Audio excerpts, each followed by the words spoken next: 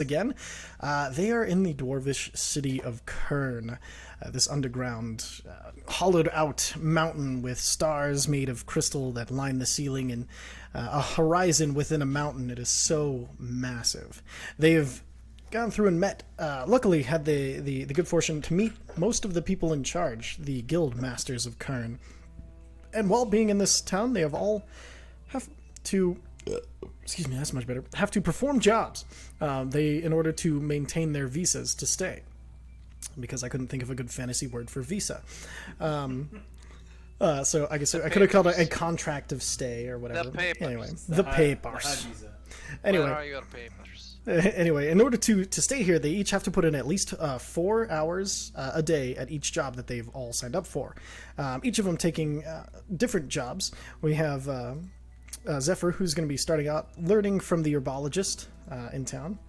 Let me pull up her formal title, because I'm a fucking nerd. And this is where Zephyr finds Bart's spice.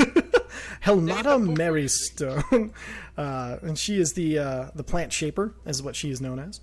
And then we have Uza, who is signed up to. Originally, he tried to get into the spy master's good graces, but unfortunately was sent packing. I forgot how to rogue. After Oh my god, I forgot how to rogue. it was amazing, but in light of that, he has to do with the original one he signed up for, the Tinkerers Guild, led by Dermoric Dimbane, head of ingenuity. Bloodscale decided to stick with Asnini Lightbrand, the mistress of the mines, to help her with her job, because he decided, you know what? I'm big, I'm strong, she's cool, I don't need to make this any more complicated. Mesnos is... Mesnos is going to be tagging along with Zephyr, and finally, Viser went to Geardelaine Noblehorn, the entertainment guild master known as the Ringmaster for performance, and was given a list of songs that are to be sung, and only these songs, or at least these songs. By the end of it, he'd convinced her that he could sing whatever he wanted, but had to sing all of these songs at least once a day, because persuasion is gravy. But these approved songs, he got a whole list of them and had learned them a little bit, and had been sent to go and entertain the Tinkerers Guild.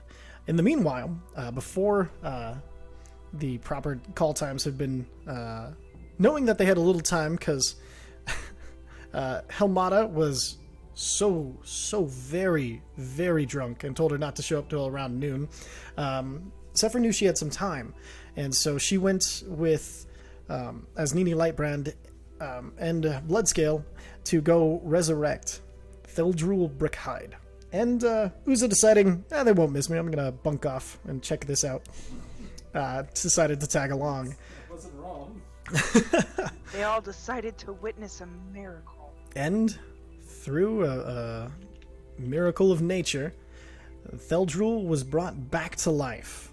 Once a stout mountain dwarf, having the, I'd say, good fortune out of the table of things he could have been, to come back as a hill gnome, or no, sorry, mountain gnome, rock gnome. That's the one. Stout gnome. No, stout halfling. Stout halfling. Stone halfling. Stone Stout halfling. Stout halfling, everybody. It's a halfling. Stout halfling. Anyway, and so I've included his new form and what it looks like, and he's very surprised. But he came back to life, much to his Nini's wonder and approval, and at that point. Uza had decided, yep, no, I should probably get back to where I should be. Oh shit, what time is it? And he flew off. Meanwhile... Don't forget Unawatale. Oh yes, Unawatale has headed to the docks for her... to the dockmaster, Farnir Goldhammer, to help with the docks and work there for the day, as she has a very familiar relationship with water and boats and everything, and decided to play to her strengths there. All right. Oh, actually have to roll to see how she's doing. First roll of the night. All right, so let's see how good of a time poor Unawatale is having. Oh, she's kicking ass. All right. Fucking 19, y'all. All right. Noise. 19, y'all, shit! Shit. All right, and so we'll go ahead and pick up from let's pick up with Zephyr, Bloodscale as Nini, and Theldrul as you guys are kind of sitting around with this. So Theldrul has just come back to life, and they've had kind of a short conversation, and are trying to decide what they're going to do. You guys kind of stare in pretty much awe. Like, it's, even though you knew that you had this power granted by nature, it is still something entirely fascinating and strange and wonderful to see it actually bring somebody back. This is the first time you've ever heard of it actually working, and you guys look on as they both kind of he looks up to her a little bit. He's like, well, it looks like I'm shorter than you now. And he kind of like starts to push his hands to his face a little bit more, and he's feeling the beard that's there, and he's like, he kind of holds up, he pulls the mustache out as long as he can to look at it. He's like, oh, am I blonde now? And she's like, you're a stout halfling there. Oh, that's different. Oh, is my voice higher than yours? I think it is, yeah. Well, that's lot of changes here. Does anyone know does anyone know exactly? And you notice he's trying to like make his voice deeper, and it just won't really go any deeper. Does anyone know? And what are you laughing at, you big? Oh wait, no, you're actually quite large. He's looking up at you. What can I do about this? It's not gonna work, is it? Well, it's going to take some adjustment, but I'll remind you that I tried this before and it didn't work, so be grateful that it did. Oh my god, we have to get to the mine. There's these rampaging beasts that are killing everyone. We took care of them. Alright. What Bloodscale said. Oh, okay. Well, Don't worry, I got him. okay, cool. So, how are we going to get me back into the city? He says, and he looks as Nini, and she kind of looks concerned, and she starts to think. You see her put her kind of like start to rub her chin. You can see she has like a light stubble. She clearly hasn't slept all night. Well, I mean, we're kind of right at the front of the city right now. Right? We're at the stables still. Yes, yeah, you guys are at the stables. You're at the very front of the city. Aye, but we're still past all of the guards and checkpoints that normally you do to enter the city. Well, I mean, I could polymorph him. I'm sorry, Or we could just go to the Mayans and I could toss up the fortress there and they can hang out until they figure out a real plan. Alright, Yeah, that works too. how do we get him to the mines? Alright, get under the bear. I'm sorry, get in. Oh, You're going to climb on my back, but under the bear, and I'm just gonna walk you there. Okay. Now, at least until we're far enough away from the city that nobody will be like, what the fuck? Of course. Oh, this is embarrassing. Can someone give me a boost? I literally, I can pick you up, like. Oh, okay. And so he kind of reaches out his hand and like you feel him. He's super small but really warm. Weirdly enough, in the middle of your back, like he's like trying to like his hands are barely on your shoulders under the cowl, and you feel his face pressed up against like the middle of your back and between your shoulder blades, and he seems to be like almost standing on your belt. Or no, he's not that tall. He's trying to like grip desperately with his legs. You know, if you grab the bear cloak, you'll fit. And he tries to like grab onto the cloak, he falls off the back of you, taking the cloak with him. Sorry about that. And you see, looking down at him, he's like this tiny little guy who's looking up at you in this gigantic bear skin. Now that the cloak's off, I just pick him up and I literally just put him like near my shoulders, like just fucking grab. Okay, okay. Poor little fella. He starts to slide. I'm still almost. holding him. Oh, okay. You're just holding him there. Like by the scruff of the back of the shirt. I'm just like, come on. Buddy, okay. Perfect. I'll just stay here then. I'm not holding you this entire time. Oh, okay. Alright then. And he kind of like, let's see, what kind of clothes are you wearing at this point? I know you have your breastplate, right? Your chest plate and your like half shoulder. plate. There's like a tunic underneath it because Tunics. And his I have pants. his clothes are still a little baggy, so he starts looking. He pulls his belt and he unloops it, and he kind of like loops it around one of the clasps in the back of your armor, and he like buttons it off, and then he kind of sinks into it. Okay, I think that'll work. All right, hold on. I'm gonna put the cloak back on. Okay. And then, so you pull the cloak back over, and it kind of sloops over him. The rest of you looking at him. There's a small bump, but it looks pretty good.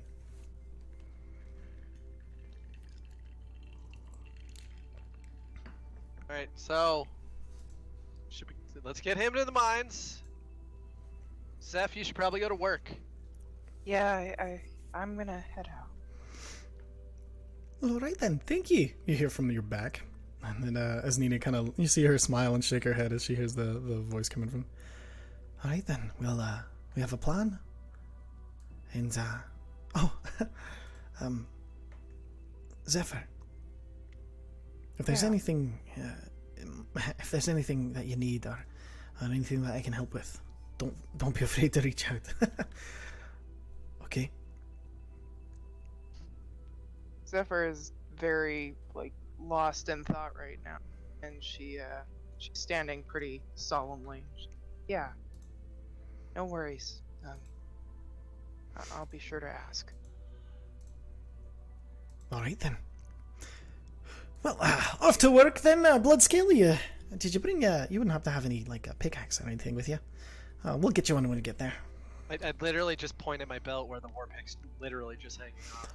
Oh, aye. Should have saw that. It's nearly eye level. But of course I try not to look too close to your belt. It's on my hip. She kind of starts walking as she laughs a little bit to herself. It's like nowhere near any. Whatever. And then just follow at this point. So you follow them out of the city, and you use let's see. He's pretty well disguised back there, so I think you guys make it out there pretty okay and pretty safe. She actually takes you she's heading out. You see there's a bunch of a gathered group of obviously miners. I'm actually walking slightly hunched, so it just looks like a hunchback. Okay, so you're hunching it up a little bit and kind of pulling up your shoulders and everything. Perfect. And then go ahead and make just for my edification a performance check and see how well you pull this off. Good luck, everybody.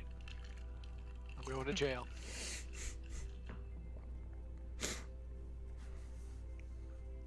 Good enough. And so you kind of start to hunch yourself a little bit, and then you realize that you're like, wait, you kind of start to bring your neck out and bring it down a little bit, and your overall dragon features just kind of stretch out a little bit, so you're hunched a little bit more, but it doesn't look unnatural because of your now more draconic looking bits and pieces with your new look and your head fin and everything. And so if anybody looks at me weird, I'm just gonna snarl at them. There you go. And occasionally one guard does look up and he's like, look at this size, and you look at him and he's like, and kind of and then he kind of tries to save face as the other guard. I'm not gonna snarl at him, obviously. A, he's a guard, and B, he respected. Oh no, the guard next to him just kind of nudges him and laughs at him, and they kind of and you make your way through. And then you guys, as you guys make your way out to the front gate, there's a group of miners all waiting there for you. There's about 30 to 40 of miners all just kind of sitting around waiting. You can tell they've been there for a while, and at their front is Oysterlug, the blastmaster who you recognize from the mine previously. He's like, all right, are you ready to head out then finally? I've been making excuses, just a little thing here and there about that I sent you back to check some of my work and to decide where we are going next, so we could prevent anything weird from happening again. That's fine. No, it's perfect. All right, everyone, you'll all look plenty rested, so you're pretty ready for a hard day's work, I assume. And then they just chill as everybody kind of cheers her on, and you see there's this clanking as everybody gets up there. Various water skins and canteens clanking against hard helmets and picks and everything. You notice a lot of them have a candle on the front of their these metal hats that they're wearing to light the way. And you guys start making your way outside of the city and down into the mine. And then, so this with that, we'll go and switch over to Zephyr. And, oh, that's way too ominous. Hold on. I'm walking very quietly with Mesnos. My lips are pursed. Perfect. And so Tense. you're walking with Mesnos, and you're looking all around, and Mesnos kind of looks up at you. I thought that was something you wanted to do. What's wrong? I've done it before. You have? What? Yeah. When? I tried to bring her back. When I found her You... the forest, I tried to bring... Give me 1 second here. Ronat? Yes, thank you. I tried to bring Ronat back. And it did not work. What did you do differently this time? Absolutely nothing. But, she had to want to come back. You see, you can't pull someone into another body unless they want to come back. Well, you are quite a bit stronger than you used to be. Could that be something that affected it? No. I know. I was a mess going through this and finding everything I needed. I melted down everything left to get the materials I needed. I was focused. And I don't know why she wouldn't choose. It could be that she was beyond whatever. Isn't there a time that it has to be done in? 10 days. 10 I days. found them 5 days after the incident. Now. By the smell, from what I could tell. Okay. Well, I'm sure Ronat would not leave you if it was not the most pertinent decision. She seemed to care a great deal for you. She was also a free spirit. I don't think... I don't know. I don't know why she wouldn't come back, but the only thing I can think is just that she wouldn't want to be in a body that wasn't natural to her. I used to be able to relate to that. And he kind of gives you like this kind of big smile. It's just like yeah. He kind of like gestures to his ratness. Snort. I'm just like, you probably look better as you are now. Well, it is nice being liked. Yeah, I dare say you have some better charisma now as you probably did as a devil. Well, I will say before now, I'd never been described as cute. It is See, there you go. Strange experience that I don't know if is flattering or not, but I do enjoy. Oh, this, I think we're here.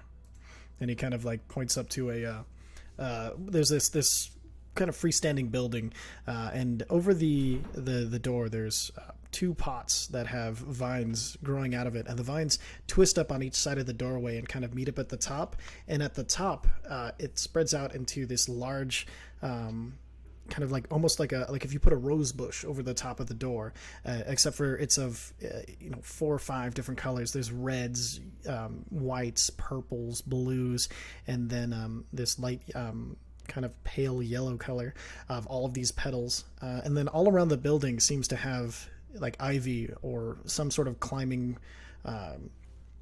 plant life growing all around it, some of it seeming to pull out of the stone directly, the stone floor beneath the actual city. And as you kind of make your way into the the shop, you kind of go to open the door, and it is dark inside.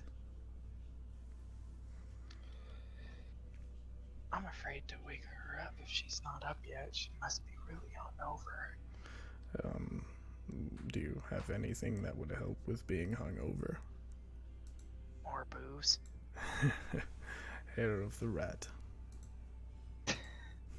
So, with a little snicker, I walk in there and I try to see if I can find her.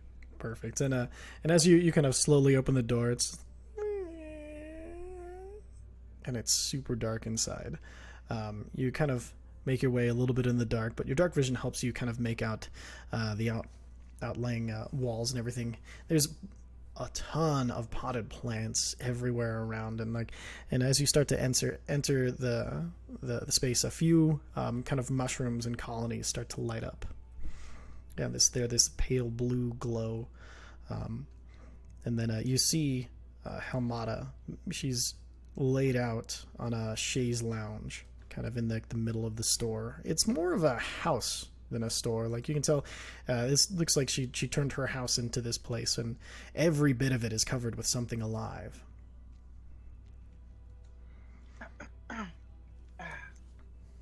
Helmata?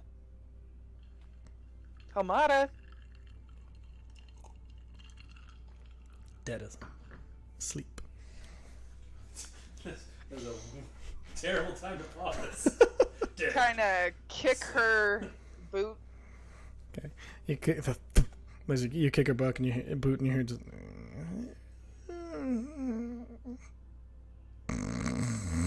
As she tilts her head inward and kind of like curls into the chaise lounge, for their snoring starts, and it is not ladylike. It's just a. So I lean in then. Helmata, I brought you some more of that fire whiskey. No, hells, no, woman, this is no time for that sort of thing. Oh, Lord, do me a favour. There's a bottle behind the counter. It's marked ginger essence. Would you grab that? And then there's tea in the third drawer to the right there. Go quickly.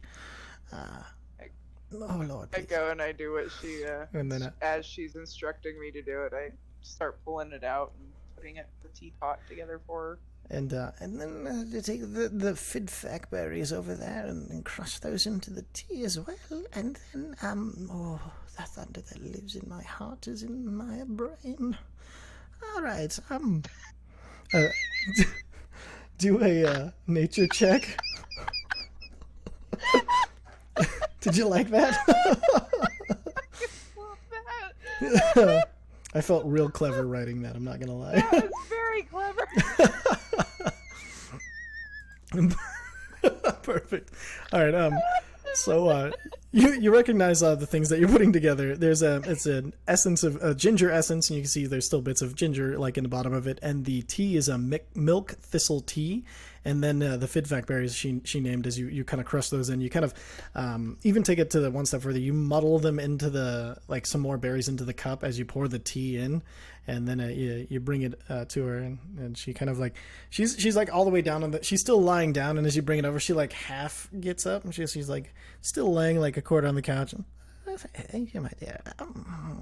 I used a little less milk thistle because that will dry your throat out.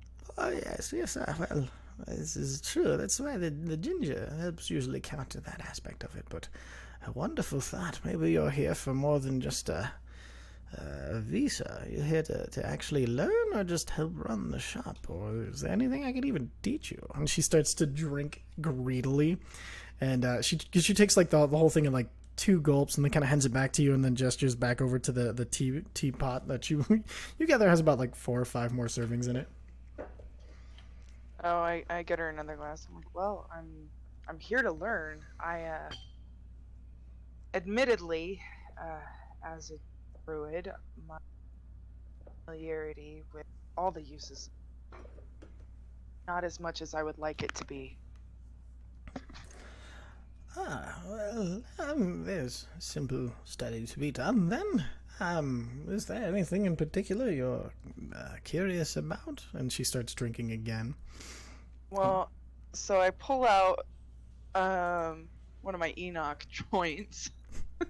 I'm like, well, I do fancy the mind-altering substances for euphoria, relaxation, but I also want to find a way to weaponize the plants at my disposal as potions against my enemies. Delirium, paranoia, fear. Okay, that's simple enough. So you're looking for poisons, my dear, or more of poisons? I want my enemies to hallucinate. Oh, I see. Well, that's another thing altogether. That's quite the interesting Calling battle card. tactic. Oh, if they even remember you came. Alright, well, that sort of thing can be quite tricky, as without the proper supplies, you can end up, creating some unintended consequences. Something along the lines of, if you're not careful, blindness or incontinence, near permanent incontinence. There's lots of side effects to these sort of things, but if you're only doing it to your enemies, I think I can definitely help with that. I think if I make them lose their bowels during the fight, even better. Well, it's not a fight. Remind me never to fight you. This is all very strange. And your name, dear? I'm so sorry. I was quite in... Zephyr. Zephyr. Oh, what a lovely name. A light name. An airy name. I like you, Zephyr. For one should always consider their enemies enemies and forget with all of the nonsense of, niceties. All fair, love, war, all of that. Do you agree? Could you repeat that? I said the niceties of trying to respect one's opponent in battle is often lost on myself and I think any intelligent person, but do you agree all's fair in love and war and all of that? She blinks 17 times while saying this. I think depending on the enemy, I could just about anything. Alright, well that gives me some boundaries to start working with. Alright, well to start with though, help me get this shop a little more working order, a little more nice. Oh Jesus! And she looks over and she sees Mesnos for the first time. I did not... This is Mesnos, my companion. He, also a guardian of sorts. He's also here to learn from you. Hello. You should really stay out of not... And she snaps her fingers, and then a little bit more of the room starts to glow, and then she's starts clapping them really hard, and you see all of these other plants and mushrooms start to light up around into these greens and blues and then a few oranges until the shop is completely lit, and then you see behind the counter there's this big chair where she normally sits, and there's all of these potion making things everywhere. Now that it's completely lit up, you see it's not restricted to just plants and things like that. There's some dried out kind of lizard looking things on the wall, some feathers, some different small skeletons. You see that, and then some bugs, some alive bugs in a jar, some dead bugs, some ashes, and some crushed stuff you don't really want to... You're curious about, but it's not entirely sure. You want to know what it was. And then, so she's like, all right, so The first task is to, let's clean this up so that way I can find what we're looking for. Right away, ma'am. all right, and then I'm going... It's set to work. Perfect. You set to work, and that's where we're going to go and switch over to Uza. And Uza had been taken into the back room of the of Dimrook Dimbane's. Oh God, is there a leather couch? It's a black leather couch. I'm only 8. Oh Lord. All right. So and then There's Boy. There it was. Now she got it. Boy, that's nothing we all needed for sure. All right, but then so you've been talking to Gimzek Silverthought and along with Vicer and you guys were talking of throwing over the government. Well, not directly. We were talking about the fact that the former spy master was the goblin that the Dawnforged was looking for. Yes. Gives like Silverthought. Gimzek Silverthought's the guy you're talking to. And he was the former guildmaster, right? Yes, yeah. Before the new regime in Kern, he had been the guildmaster of the Tinkerers, but unfortunately he'd been usurped pretty much due to the change. But it was still kind of hanging out and creating inventions and working behind the scenes. All right, so yes, if you want to find him, I have no idea where he is, and there's much to be done. So, which of you is to be my assistant for the day? That's me.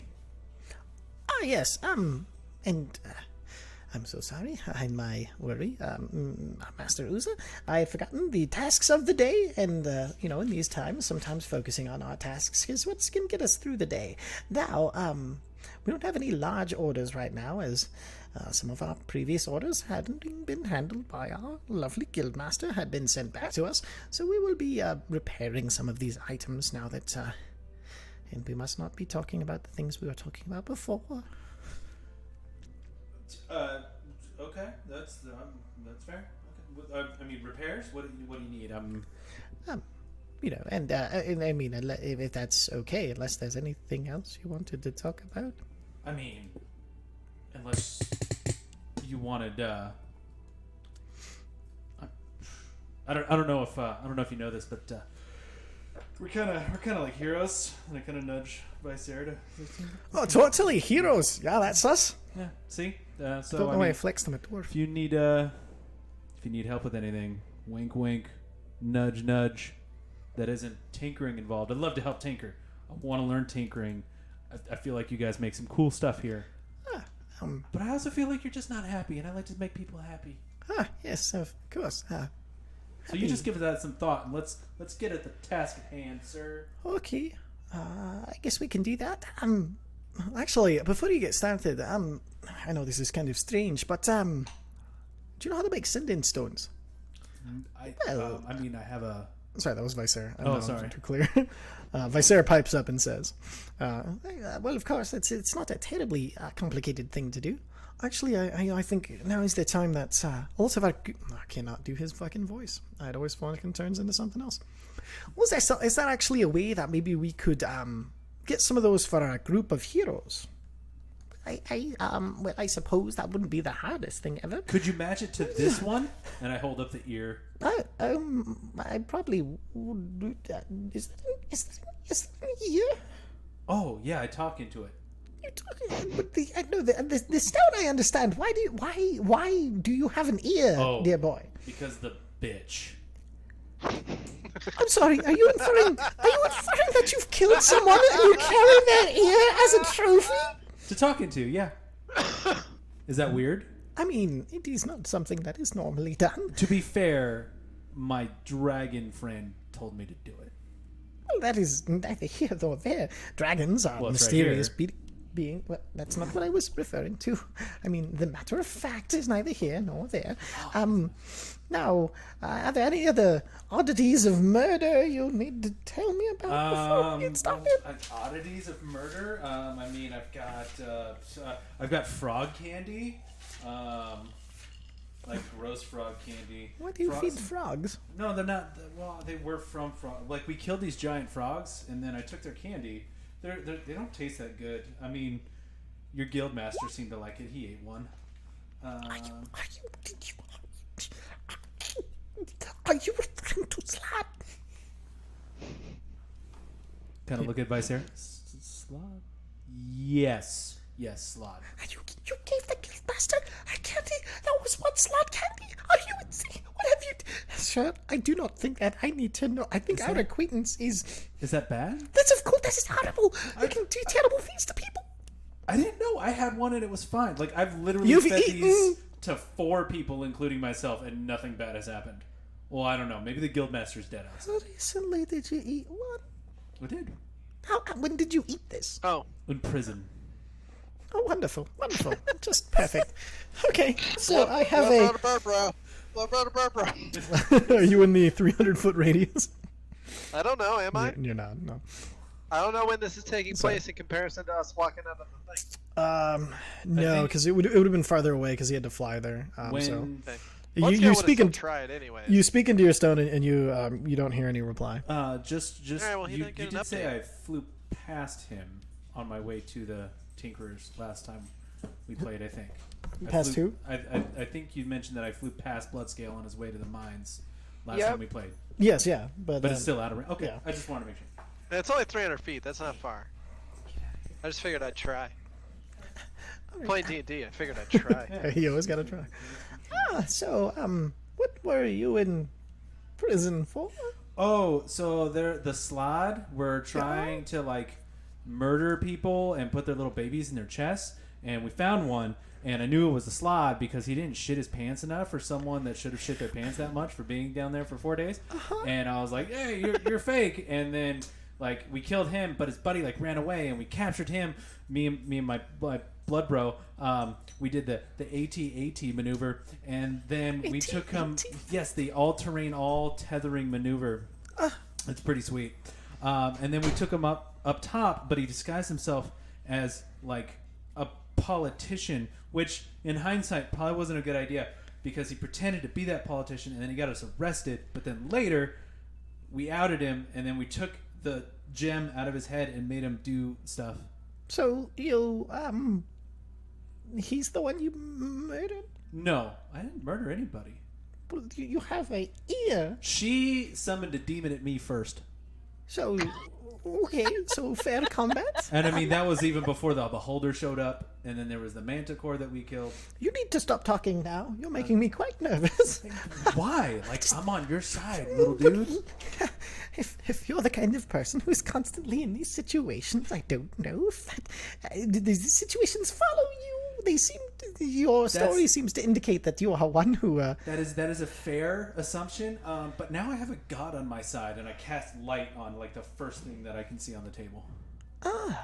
And with Like it, the he seems, ear? He cast light on the Yes, ear? that's perfect. and as you cast light, you see his whole demeanor suddenly change as he kind of like focuses in.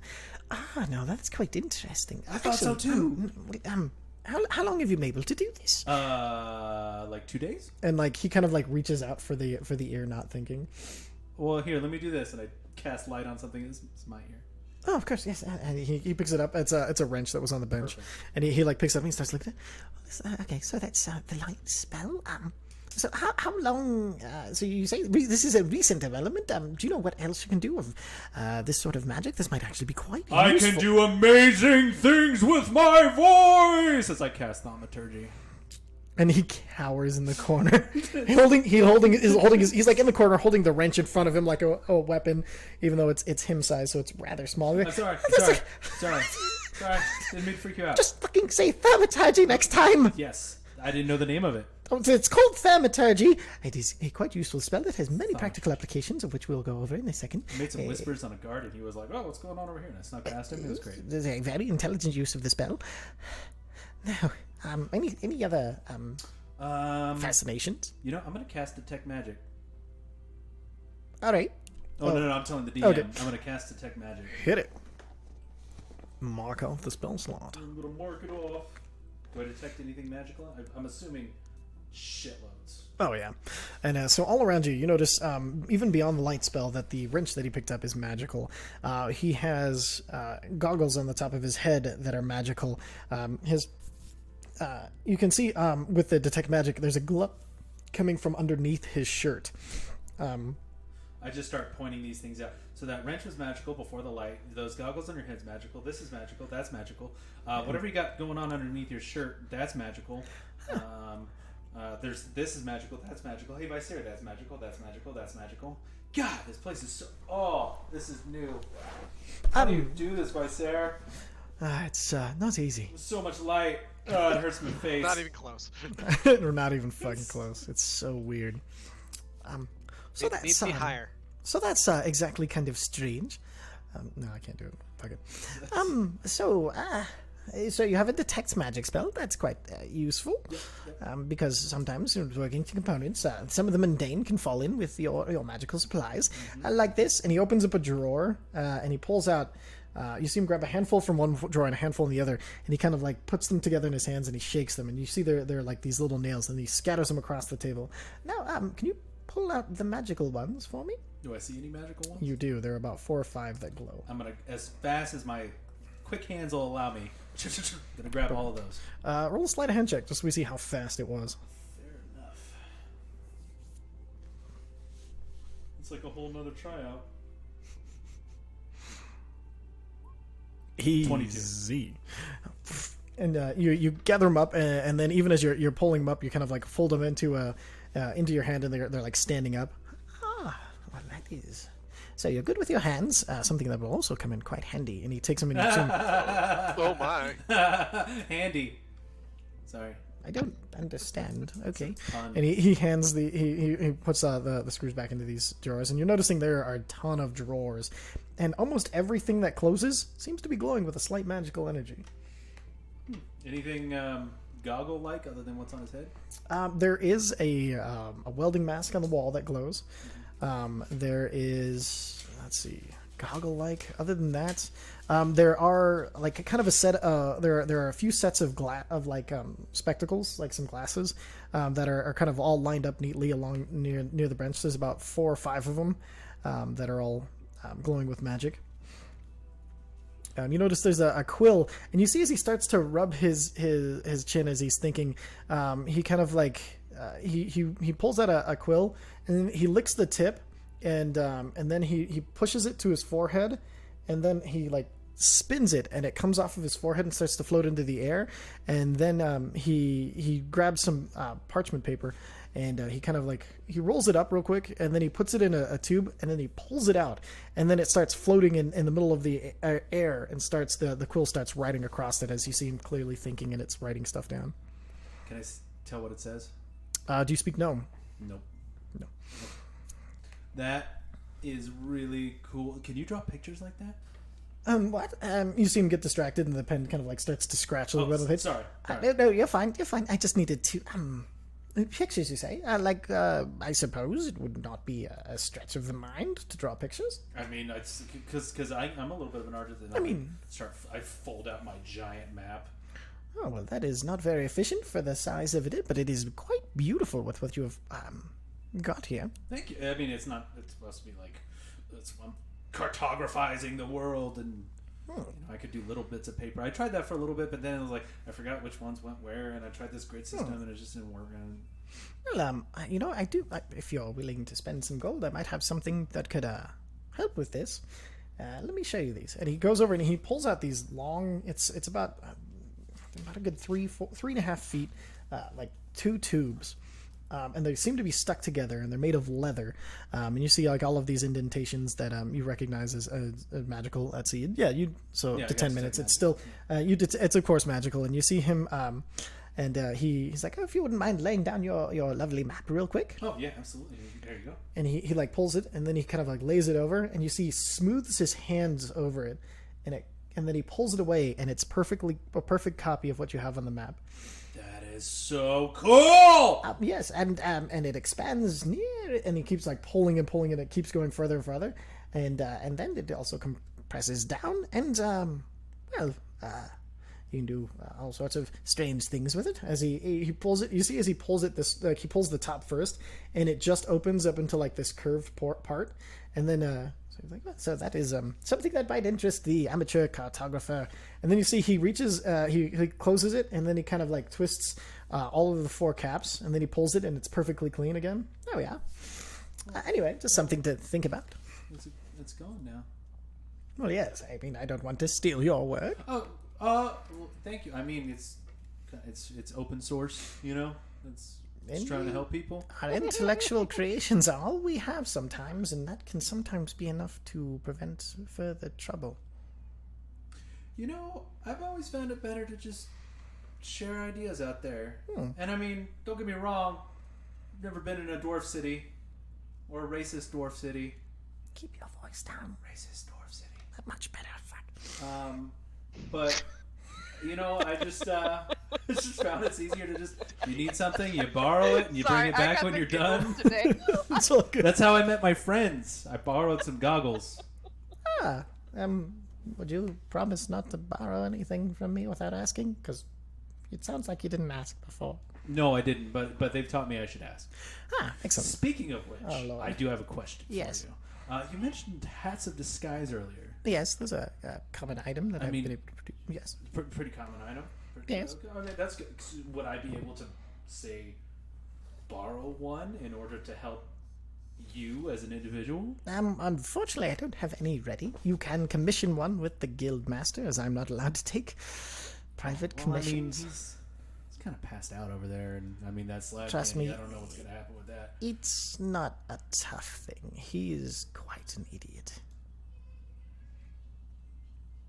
Just go through the paperwork, so I have the paperwork. Oh, If I work on something that isn't on these papers, I can get in very large trouble. Oh, okay. It's got to be in Dwarvish, right? Well, I mean, most of the time. Okay. Yes, Hey, the papers Sarah, are. could you like make me some of that paperwork? Oh yeah. Let's see what we've got here. Fuck you, Ty. So I'm weird. sorry, So Ty. He's standing maddening. right here and he talks Dwarvish. I can't help it. Yeah. Sure. Just go talk to him. Well, I mean, I'd rather just not involve him whatsoever. He kind of seems like a dick, right? Oh yeah. Yeah, I mean, if it's cool with, Of course. Yeah. if Let's it's see what cool they can with do Gimsick with this. here, maybe we can just fill out the forms right here and just hand it to you. You know? I'll make a persuasion check.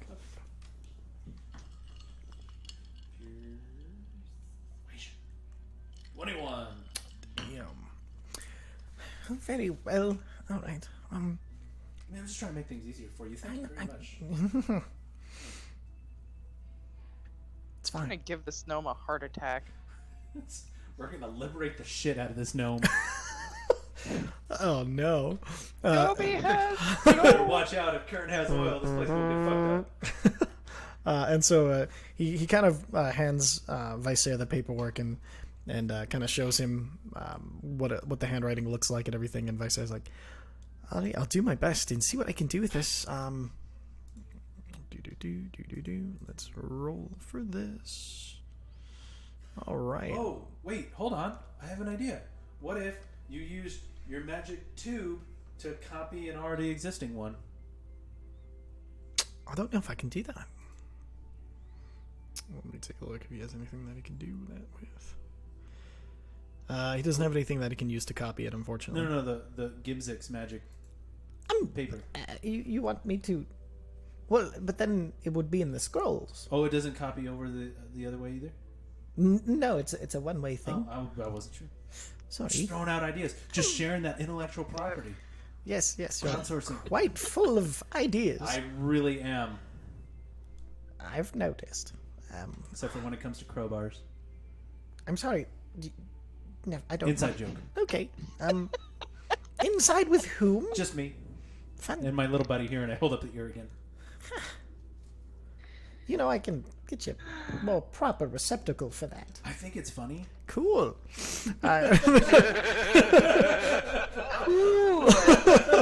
And so, I say, let's see, what can we make him roll? Let's just do. I guess we'll do a sleight of hand since he's trying to do a. Okay, it's a rough. Like you, are you proficient with what's it called? Forgery kits? Forgery kit, yeah. No. No, okay. So for you guys, it looks pretty good. It's definitely in Dwarvish, and it looks like a filled out form. Well, I suppose it'll do for now. Hopefully no one looks too closely at it. I don't think he was looking at anything very closely other than the bottom of his cup. You know what I mean? Kind of give him an elbow. And you kind of like, you're just pushing him to the side, and your elbow kind of lines up just a bit with the top of his head, and he's just like, Now, if you would do me this one favor while you're... Absolutely. Many favors. Yes. What do you want? Anything. So while you're here, and just as a rule of thumb, Okay. stop Got two of those. So charming. Would you not speak ill of the guild masters? Oh no, don't worry. I won't do it outside of this room. I just that was kind of the vibe I was getting off you. And Oh yes, no, trust me, I did let myself a little looser than I thought I originally intended to, but there is a certain amount of hope you bring to me, which I must guard again. I must decide whether to embrace or not. And as far as the standing stones go, though, I do have some of those. Perfect. Can they get tuned into this one? Let me see yours. Yeah, dig it out of the ear. Just gotta do that, like a fold, like a silicone thing. And so he takes it, and then you see him. He goes over and he pulls out. These are actually in his own pocket, and he pulls out about five. He pulls out 5 more sending stones, and he kind of like puts them all together. He's like, do you have the one that this one was paired with? Blood Bro has it. Well, unfortunately, without the other one, this will be synced to these other 5 and no longer to that one. I can do it. It should take a small amount of time, but I think it is something that I could do. You know, I think he's at the mines. We're gonna be here for a while. I can bring it to work tomorrow. All right, excellent. Bring it with you. And for now, here you are. He hands the 5 sending stones to Visair. Jam mine back into the ear. Tuck it back under my leather. Well, what does he say? Oh, thank you. All right, and then so he pockets those. Buzzkill dies in a horrible mining accident. Rocks fall. Bloodscale dies. No. You're gonna have to get through a lot, motherfucker. Well, now I don't need that one. All right. And then so he's like, well, I think so. The time I have here, I've got to go to back to. I should sing a song. Let me sing you the song of my people. Jesus. And he starts to rattle off. This is like an older Dwarvish tune, but it's about it's about, well, you barely understand some of it when he switches back to common for some verses. It's basically about like this kind of small mining town, and it's kind of like it's like this anthem of a small town where like they're proud of like all of this stuff in it, and so he's like, oh, at least that wasn't some of the crap they wanted me to sing. And he kind of, all right, well, back to the guild to see my next spot to sing. And he heads back to, he heads out of the office, and Gimzek kind of looks over. Well, to work with the regular things that we are to repair. So if you'd come over here, my boy, you'll be fetching tools and things like that for me today. Okay. All right, perfect. So now that everybody is at work. Real quick before we end, I'm going to take the... Can you unattune and attune to something while you're like doing menial tasks? You have to be focused on it. To be like, okay. Yeah. Perfect. Okay, so all right. So Zephyr, go ahead and roll a you can either use nature, survival, or medicine, any of your choice. Roll a check for those, and roll 4 of them. Okay. Medicine. Noise. Survival. Oh no. No, you You can can do the same one. you can over do and the same one over and over. over again. It's just you can choose which ones, just for reference. Oh, okay. Although both were +6, so Yeah, it's not like so- it's bad. You just rolled terribly.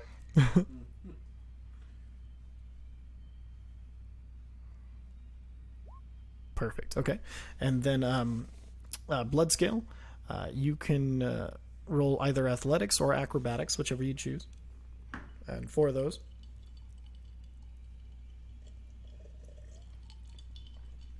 Damn. Oh. Do you want to just use all 4 of those numbers? No, keep rolling. All right. I don't think I have advantage on this. You don't, but that's just my own edification. Perfect. And then I need 4 Arcana or Investigation from you, Uza. Oh, geez. I wonder which one I'm gonna pick. It's definitely Arcana. 2, 3, 4. Perfect. And then, oh crap, hold on. I gotta do the other What guy. happened to my dex-based stuff? Got 2 minutes now.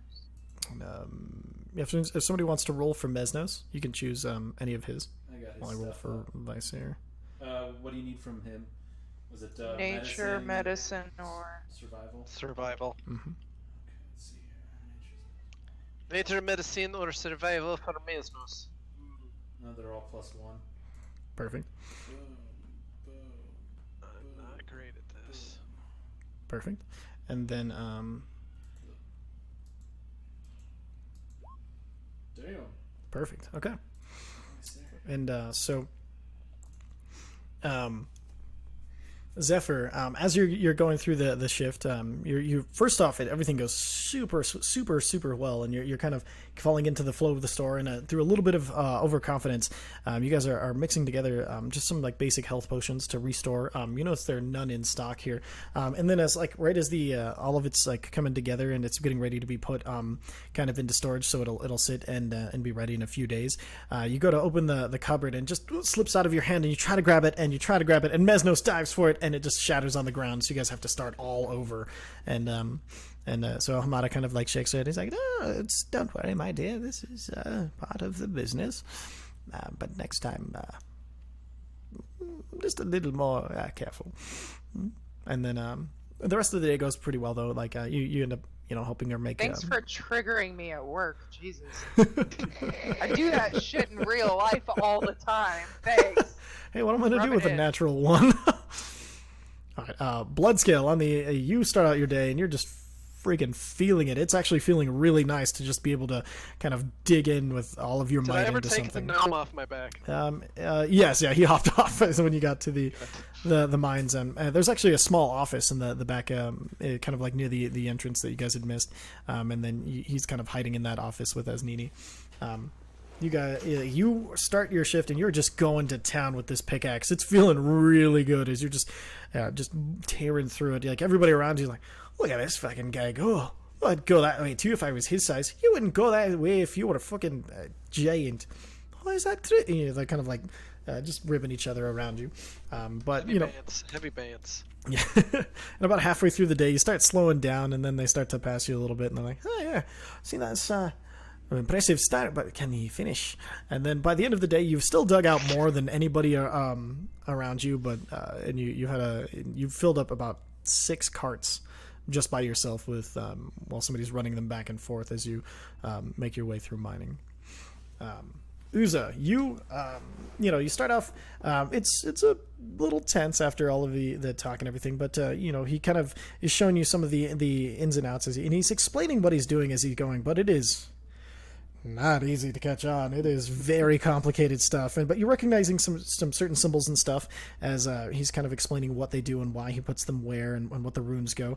And throughout the day, it's pretty just kind of even keel as you're recognizing more and more. You write a few things down in your journal of concerning like he's talking about like ley lines and some like the underlay of magic in the world and how you tie it into items, and that there's always a background of magic and gods and everything. And if you can find somebody who knows something, the best way to enchant or to create magical items is to work off existing magic, unless you can find this ineffable place of where magic comes from. And so he's kind of long-winded about this, and you can tell he's super into it. My pen always stopped working when I want to write things. Also, I want to try and snatch one of those pair of spectacles. Okay. Go ahead and make a sleight of hand check so we know. I got one. It started working. Ah! And as you're kind of like sidling up to him, and you're over his shoulder, and Plus 11. I mean, what the fuck? huh? How can I not pass a single sleight of hand check? With a plus 11, that's right. And then so he seems like kind of distracted, and he's kind of monologuing a little bit, and you're kind of over his right shoulder, and you just kind of reach out a hand for one of the glasses, and he just casually slaps your hand away, and you kind of pull your hand back, and he's like, "Now you said you wouldn't do any of that, and No. I was gonna see if they would like help me understand this. Like, see, a lot of smart people wear glasses. They won't. Okay, that's fair. Sorry, I This- didn't want to interrupt you by asking. This is your only warning. Fair. There." And he continues. Don't do it again. Pretty much. I'll fucking kill you. And I'll go over with Visair what happened during his shift. Same with crap. Can a rogue not steal things? Because it's not in his heart. Stupid dice. Hey, don't the dice? They'll tell the story for you. It's very evident. I mean, that was hilarious. Yeah, that was hilariously bad. I can't rogue. I finally get a chance to rogue. It was ooze as fuck. Well, and you're roguing in a city you really shouldn't rogue in. That's the best part about roguing. That's what makes it He's fun. not wrong. The stakes. He's not wrong. The boy's not wrong, there. Perfect. Okay. Guanajuato had a good day, and so did Visair. All right. So, sorry, real quick. The best way to enchant items is to know someone who has a source of that. yes, yeah, to observe spells and see if you can find where their energy comes from, so you can tap into that particular background magic of the world. Okay. Because magic is ever present and everywhere. It's just finding it and containing it, and putting it into something. To whereas like the magic will take the thing from you if you're doing it right, and make it the thing that it should be. Is the way he views it. You leave those alone. Well, I do what I want in my own shop, my dear. Cat's nosing all my arts. And then At least it's Paint on her side. nose. And so as your day goes throughout, the Helmata keeps talking about a bunch of things that you've heard a lot, like how if you respect the plants and treat them well, they will recognize it and produce more for you. And unless you need the root, there's almost no need to ever kill a plant in order to make a potion. But she also is talking about like how nature has its own unique kind of magic, which you're obviously familiar with. And she kind of talks about how this kind of magic is based on like this kind of net that connects like all beings and everything like that. And in creating potions, you're just deciding which part of that net to strengthen, that thing that connects everything together. And if you can strengthen the right thing in the right way, you can make any potion do anything you want. It's just finding the exact thing to tap into that piece of a person that you need. And she describes the net as being all of these different colors that originate from different parts of the body, where kind of like almost describing like ki and how there's based on what you can do with it and like the things that you can connect is how you make alchemy and poisons and things work. She spends a lot of time talking about poisons and how they're more to damage this network, because anything cut off from the network will almost every single time instantly die. And so she tells you about things of like how to mess with it and how to sometimes the mind is what you want to target when you're making these certain types of hallucinogenics.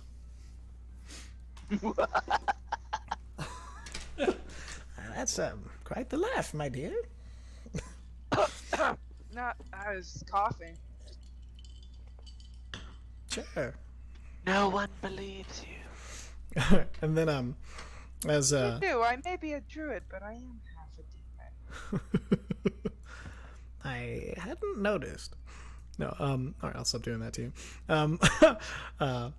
So Bloodscale, as you're headed back from the mine, Theldril like pretends to be walking up the road as you guys stall there next to the mine. He kind of waves like, "Hello, friends. There is. I was looking for the the new city of Cairn and hoping that I could find some work there."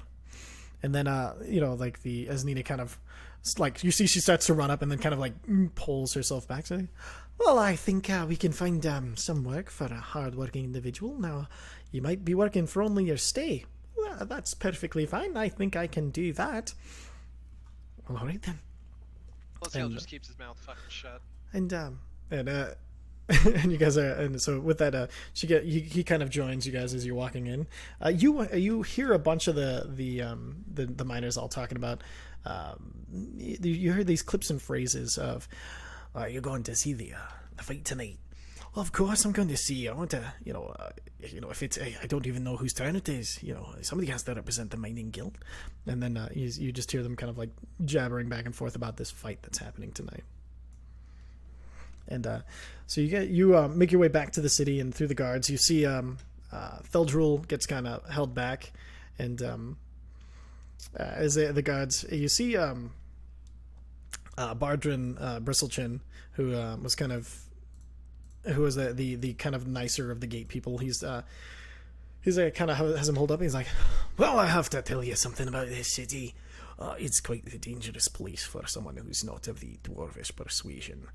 But luckily, yes, you don't look too strange or anything like that. It looks like you've been growing that beard for a little bit, which it can hurt. Do you think you can pass yourself as a dwarf? Well, I think I probably could. Well, can you bring your voice down just a little bit? Oh, I think I can bring it down a little bit. That's terrible. You're not doing yourself any favours, man. Alright, so just leave the voice where it is, but if anyone asks you, you've had a growth problem and you're a dwarf. Got me? I got you. Right then, so as Nini here should be able to take you down to the guild hall, unless you want to sign up to be a miner. I think mining suits me fine. Alright then, she'll take you on your way and enjoy the city. So you see him have to go through, as you guys are walking in, he heads to the office where he has to sign all the paperwork and everything. Is there anything you'd be like to be doing during all this? I figured out how to make my Enoch joints better so I can enjoy them after work. And actually, when you showed her your Enoch joints at the end of the day, she was like, oh, "Those are very, very nice, my dear. But if you actually hold on one moment," and she goes and she pulls one of the glowing mushrooms, and she kind of like starts to like crush it in her hands, and you see there's like this fine powder that's coming off of it that also seems to glow a little bit. And she's like, "Hold on," and she kind of like sprinkles it over the top and kind of works it into the paper. That should will help guide it into a more friendly place than if and without just something I've done a few times. She gives you this wink. I wink back and I'm like, well, if you find any more Enoch plant, I know it's hard to get over. Just let me know. It's hard for those who don't grow. Of course, my dear. I like you. I like you very much as well. So I give her a wave and I head off on my way. She kind of waves, and then you see, as she turns around, she pulls like you see her reach behind the bar, the kind of like the like counter there, and she pulls out this gigantic stein, and you see, she gigantic opens what? it. Huh? Do you get a what? Stein. Gigantic what? Oh, stein. Yeah. And you see, she pulls like this like fruit that's hanging from the ceiling, and she like crushes it into the stein, and then you see she the very top of it, she like turns the top, and you see just foam start to rise over the top of it, and she kind of twists it again and starts to sit down and have her evening drink, even though it's only noon because you've only been there for 4 hours. Actually, no, it'd be about 2-3 o'clock. She sits down and she starts to drink behind the counter in her giant chair. I just kind of chuckle and look at her Mrs. I'm like, she has a wealth of knowledge to teach us. I think this will be quite beneficial for both of us, although I'm not quite sure I understand some of the things she's talking about, but I will do... I'll help you along the way. Oh, very excellent. So... And I hand him an Enoch joint. He kind of takes it from you, and he starts to like, he just like snaps his fingers. Be careful with that. Of course. And he like lights it with the like this small fire that comes off the tip of his pointer fingers. He just like kind of snaps and lights it. He takes this really big breath in, and then he hands it back to you, and he kind of just holds it for a second, and then when he exhales, you see his eyes, like you see the pupils almost like it's like 1, 2, 3, and then they start to just widen just a little bit. I just kind of thump him in the chest like, that's good shit, right? That is something else. Oh my. Oh, euphoria in a pipe. Well, not a pipe. But... I feel strange. And he kind of like starts to smile. He's like, Feel pretty good though, right? I mean, it is not ill. So can I you take see? a few drags too. And go and make a Constitution saving throw. Yeah. Saving throw. Where are you? Okay, Mesnos is fine. All right, and then so you're starting to like it hits you way harder than you were expecting. But instead of the kind of amorphous feel that you had last time, where you were kind of felt like you were on a precipice, a little bit of you were really excited and everything was great, but you also had like this background kind of fear going on that it could go wrong at any second. Instead, you just get this smile plastered across your face. Everything just seems really, really nice right now. Colors seem a little bit brighter. You're really hungry all of a sudden. And then there's also, when you look up into the sparkling roof above you with the crystals, they all start to shimmer, and you almost swear that like they start to shimmer in patterns, and like you can almost hear this faint music that you're starting to slightly. You recognize this as a slight hallucination, but it is quite nice. Are you seeing the light train? Are you hearing the music? Yeah. Yeah. So, and you guys kind of like kind of sit, and you guys are sitting like kind of slowed down and have sat down on a bench. You don't remember when you sat down, but all of a sudden you're sitting and kind of looking up, tripping on these lights, and he kind of looks over you very seriously for a second. He's like, "Do you see the web that she was talking about?" See the what? The web that she was talking about. You know. Yeah. Yeah, I do. I sometimes fear I'm of a different web and I don't belong here. But Please, Ronat taught me. for now... Bro. What? We're just the opposite end of the coin. Ah.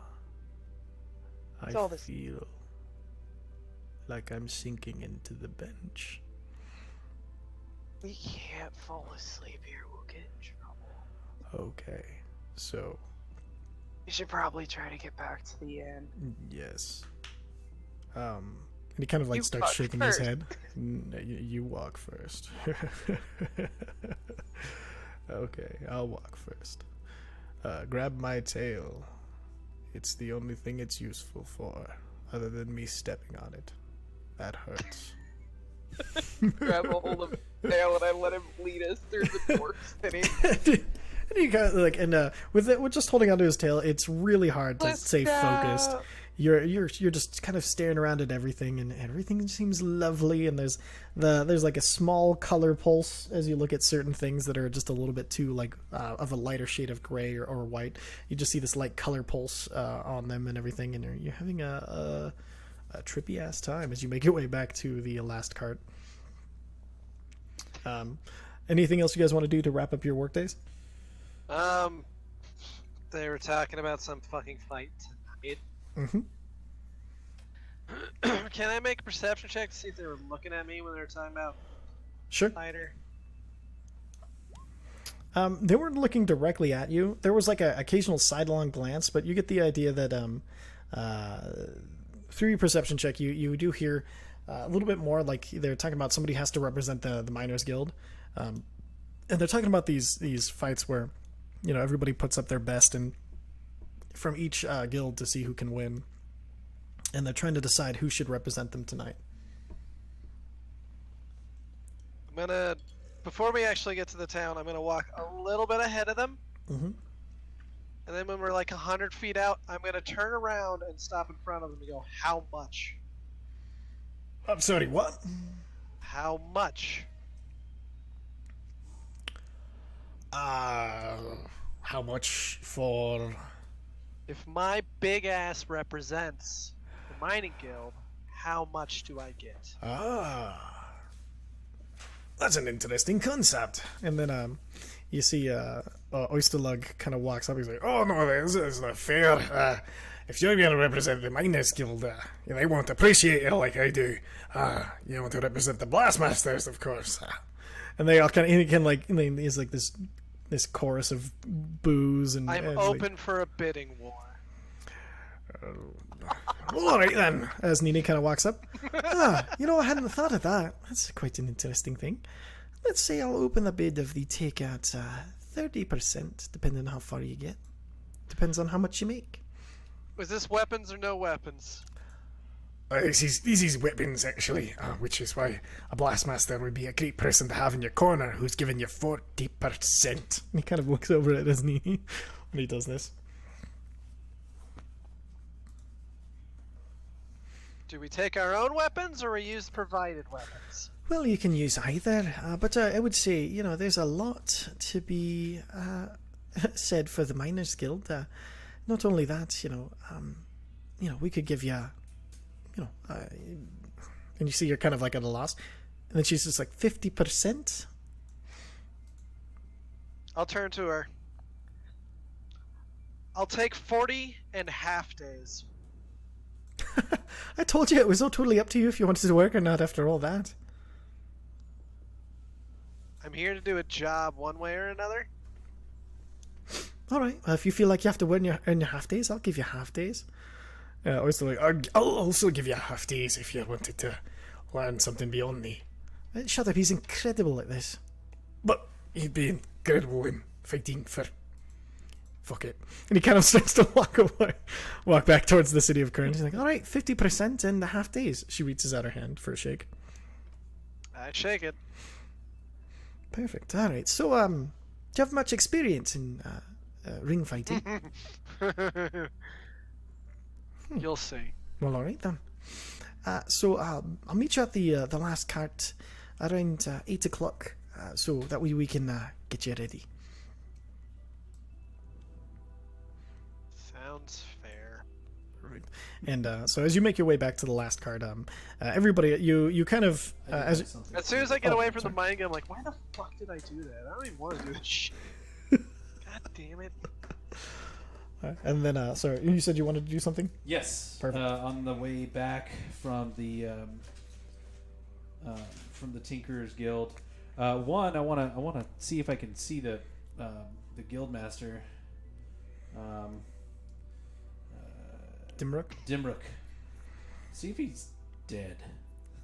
Okay. Or just really sick, or what's going on with him.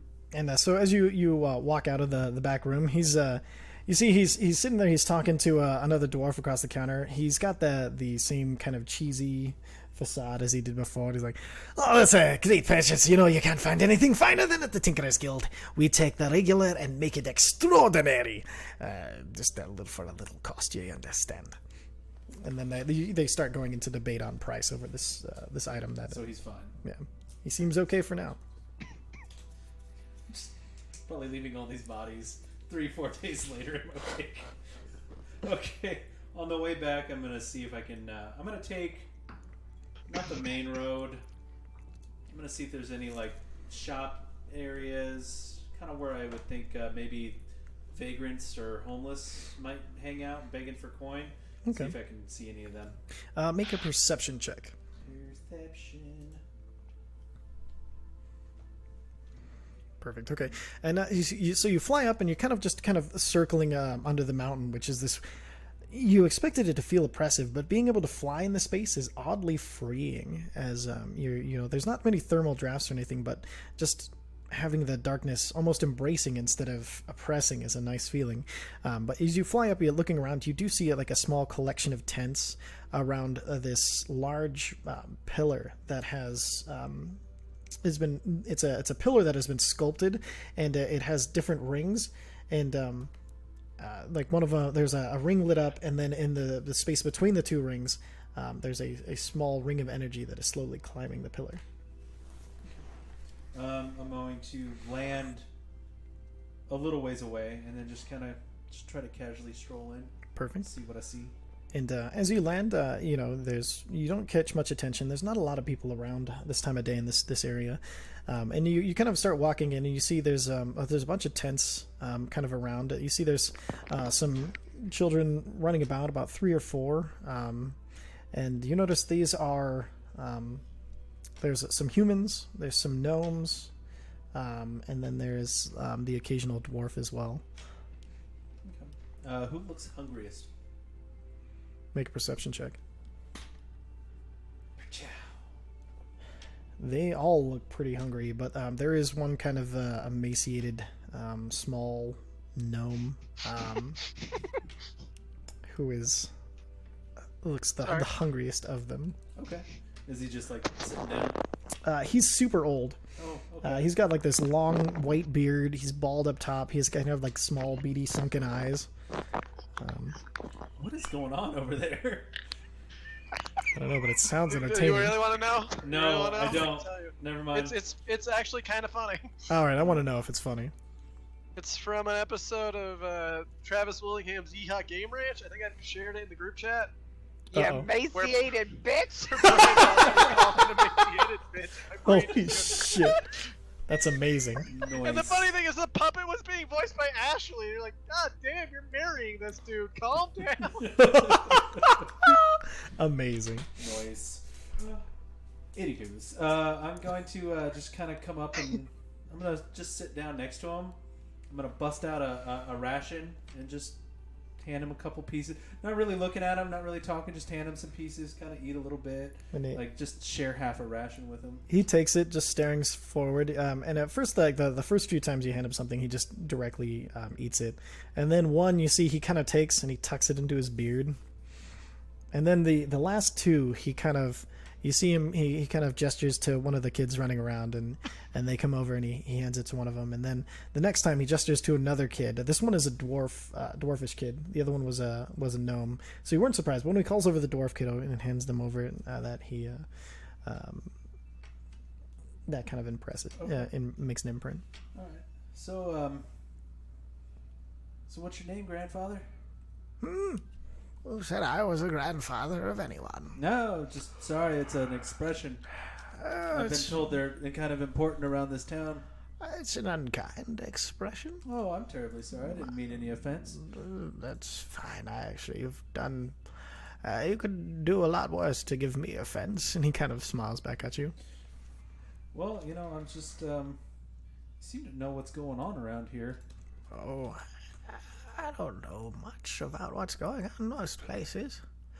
But here is one of the strangest. I used to be some part of this town, and now I am the appendix waiting to be removed. That's a bummer to hear. Is it? Yes, bummer. Yeah. He looks like wistfully off in the little distance as he says this. Is that with the new boss in town kind of deal? The wonderful King Helfroy and his palaces are not to be besmirched in the town. Oh no, that's not what I'm doing at all. I was just curious. I would let me ask you this: would your, I guess, troubles, would they have started? Do I know how long ago the? You don't. Oh, okay. Would they have started with the disappearance of the last spy master? Oh, I don't know much about spy masters. They're quite secretive old people. But I would say I understand where you're getting at, so if you want to ask another question, I would be open to them. That's fair. You've bought certainly more than one answer from me. Oh, well, I mean, it seems like you do the delving out around here, and I'm going to place a full ration in front of him. I kind of, I'm dishing it out to the kids. It's not a lot of people that do that, especially in your situation. Well, my situation is very temporary, where theirs will go on after this. Poor little emaciated people. You remind me of someone from a city that is not too far from here. Oh dear. Who do I remind you of? Oh, this kind old woman that helped me out when I first met the streets of Vernder. So I remind you of an old woman. Your compliments need some improvement, my boy. Oh, I'm sorry. The whole gender stereotyping thing is I'm not really used to it. I didn't realize it's still a thing here. I'm still The learning the hell are you talking about? I don't know. What I'm saying is that someone similar to your position helped me a lot when I first arrived in a big city, and No, never a kinder person than one to share their meal. you don't need to flatter me, boy. You've bought me food, and you've...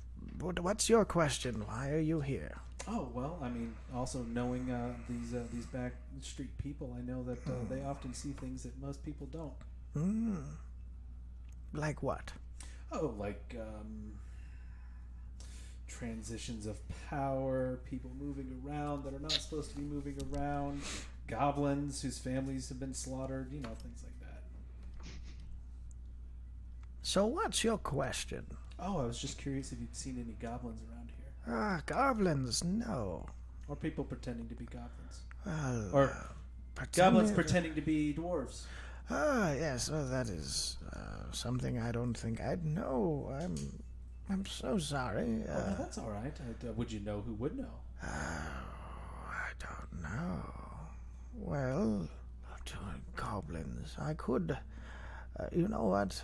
If you gave me one more of these rations, not for myself, of course, I would be able to spend a little time talking to those, just to get my energy up to talk to more people about this and find you an answer. Of course. And I'm gonna bust out 2 more. I'm gonna put 10 silver on top of them. He kind of like grabs his chest a little bit, like massages it down with the 10 silver on top. I'm sure you'll put this to good use. I guess I'll see you tomorrow then. Tomorrow it is. Since you don't like the title of grandfather, what should I call you? Call me Claddock. Claddock. All right, Claddock. Well, thank you very much. I'll come to bother you again tomorrow. Same time? Same place. All right, I'll be here. And I'll take off. I don't take off. I walk out, and I'm gonna head back on foot back to the bus Perfect. cart. Okay. All right. And then, so... you said he was a gnome, correct? yeah, super old gnome. Okay. And so you kind of make your way back and through the streets of the city. There are a few like darker places where you feel kind of it's a little worrisome with the guards and everything around. Are you just traveling regularly on foot, or? Yeah, I'm going to travel regularly on foot. I'm keeping an eye out and not being stealthy, but aware of my surroundings. Okay. And so every time you there are a few places you go to turn down like these alleys or the certain what would seem like a shortcut, but then you see there's like an excess of guards around certain places, so you manage to avoid a lot of the guard for the most part as you make your way back. Okay. And so you guys you arrive individually.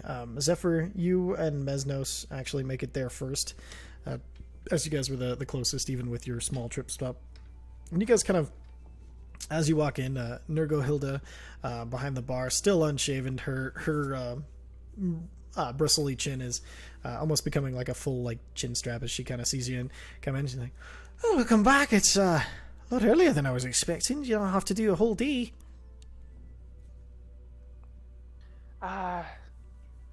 No, we finished early. We're very efficient. No, you're efficient. You're efficient. And like his eyes start to water as he's laughing really hard, and you guys kind of like wander to a table. Yeah, of course you can have 2 beers. Are you sure you don't need any more? I need beer. And she hands you 2 beers across the You table. need more? No, yes, no, maybe. We both need more. This is wonderful. And she hands you some How many beers. cornflakes? I'm sorry, did you say cornflakes? No, I don't carry those. I do have some bacon from leftover. It's Oh, stale-ish, yeah. but it's lower half price. Yeah. And I toss her a couple silver. And she brings you some of the bacon that you had made this morning. That's still kind of like cold, and she brings it over. And you guys find a table, and you kind of both just having a wonderful time, just kind of sitting there, kind of tripping out a little bit. As you go to eat the bacon, it tastes way better than usual, and the beer tastes super sweet, and you can taste all the honey notes to it, and it's delicious. And then you see Bloodscale kind of enter, and as he does, Mesnos Bloodscale, you see for the first time, Mesno stands up on his chair and kind of waves you over excitedly. This is the most energy you've seen out of him in quite a while. We're over here, Bloodscale. I can see you. I'm taller than literally everyone. You sure are. You're very good at being tall. He sits down. Oh, Who gave this fucker drugs? Oh my god. Okay. Sorry. Say no. Just say maybe. Alright. I need a giant meal and 2 beers. Giant meal and 2 beers coming up. And she brings the beers over first. And these are actually... Bloodscale immediately pounds one. Doesn't give a shit. Just immediately just done. Bam. Constitution for pounding a whole beer. With Whole advantage because you're super I didn't- huge. I didn't do the 2. I just did 1. No. This is not like a super like okay. I was perfect. telling her. Perfect. Yeah. Oh, okay. Yeah. So you pound the first one. It goes down smooth, and it's a little bit of a sweeter kind of beer. You did have it a little bit of it last night. Honestly, with the way that Bloodscale never drinks, I would have accepted disadvantage. That's okay. It's because of the size of you, and it's not the cup. The mugs aren't necessarily your size. You're getting to that point of size where things aren't really made for you right now because of the dwarven city you're in. And they're dwarves. Yeah, exactly. But And then so, again, dwarves do drink a lot, so I think they would have large beers. oh yeah, don't worry. There was still a very good chance you could have things could have happened. Don't worry. And then she sits to the second one and she's like, "Do you want me to just refill this one?" If there's only one glass here, yeah. All right. And she heads back and she grabs another beer for you before she heads in the back and starts. You hear the fire start up, and at that point, Uza, you kind of make your way in. As Uza walks in, he just hears, "Today fucking sucked." Today was fucking amazing. Today is fantastic. He knows. Really good. What is wrong? Okay. Let's What's go. wrong with being happy? You see us miserable all the time. That's what I'm talking about. What is this, and where can I find a way to be like that? You're not getting any. You're 8. You don't know me, madam. Now, Mez knows how old are you? listen to your mother. You're not my dad. Where did that come Well, from? I mean, Where did that come from? Holy shit. I got a nubbin left. I mean, he could try. Oh, he flies well enough already. Oh shit, I can fly. Oh shit. Bloodscale God, is I just got face it. palming this entire fucking time. I'm gonna lean over to Bloodscale. Seriously, what the fuck is wrong with them? I don't I fucking tossed know. the little I nubbin over to Uza. I'm like, just light that up. And... Don't do that right now. I have serious business. oh, okay. Oh, That reminds me, Bloodscale. Hi. Me and Visair, we're working on with the Tinkerers Guild. We can get copies of the Sending Stones for like everybody. Well, not everybody. For everybody go. that we okay. I literally just handed over. I just needed yours to get the frequency. Okay, I've already thank you. handed it over. No, oh, thank you. I'll Thought that was gonna be harder. a little bit. Well, you were wrong. I usually am. So, what is your very serious business? And you see Gotta Mesnos go do desperately the one thing I trying never to. wanted to fucking do again. That's what I gotta go do. Wait, Because I'm fucking stupid. Take a why are you bath. doing a gladiator match? Hi, yes, hi. Why? Because I'm fucking stupid. Did you not hear the part where I said I'm fucking stupid? What are you getting out of this? Money and half days. Okay, that's not stupid. That's pretty. No, it's pretty smart. stupid. That sounds like you're Look playing at to you, your though. you're playing to your strengths. Yeah, it's right. I figured they would get that. Physically. Remember how you felt every day when your wings were fucked? When what? Your wings were fucked? Yeah. Now imagine you accidentally volunteered to do that.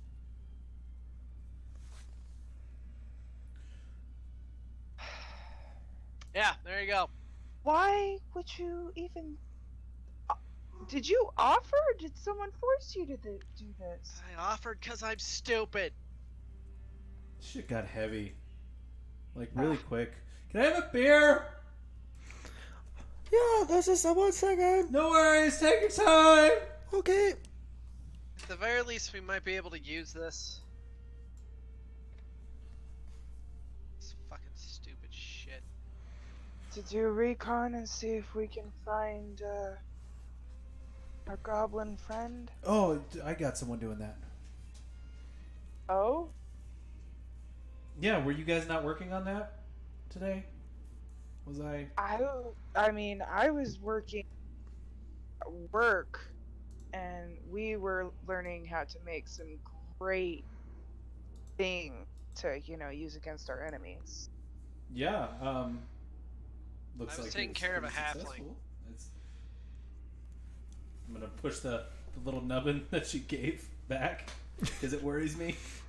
You sure you don't want to try I'm it? just, Not right now. maybe God maybe damn when we're not in like super racist Where's- dwarf city. Where's Visair? That's fair. Visair has not come Somebody back else yet. who's not out of his head.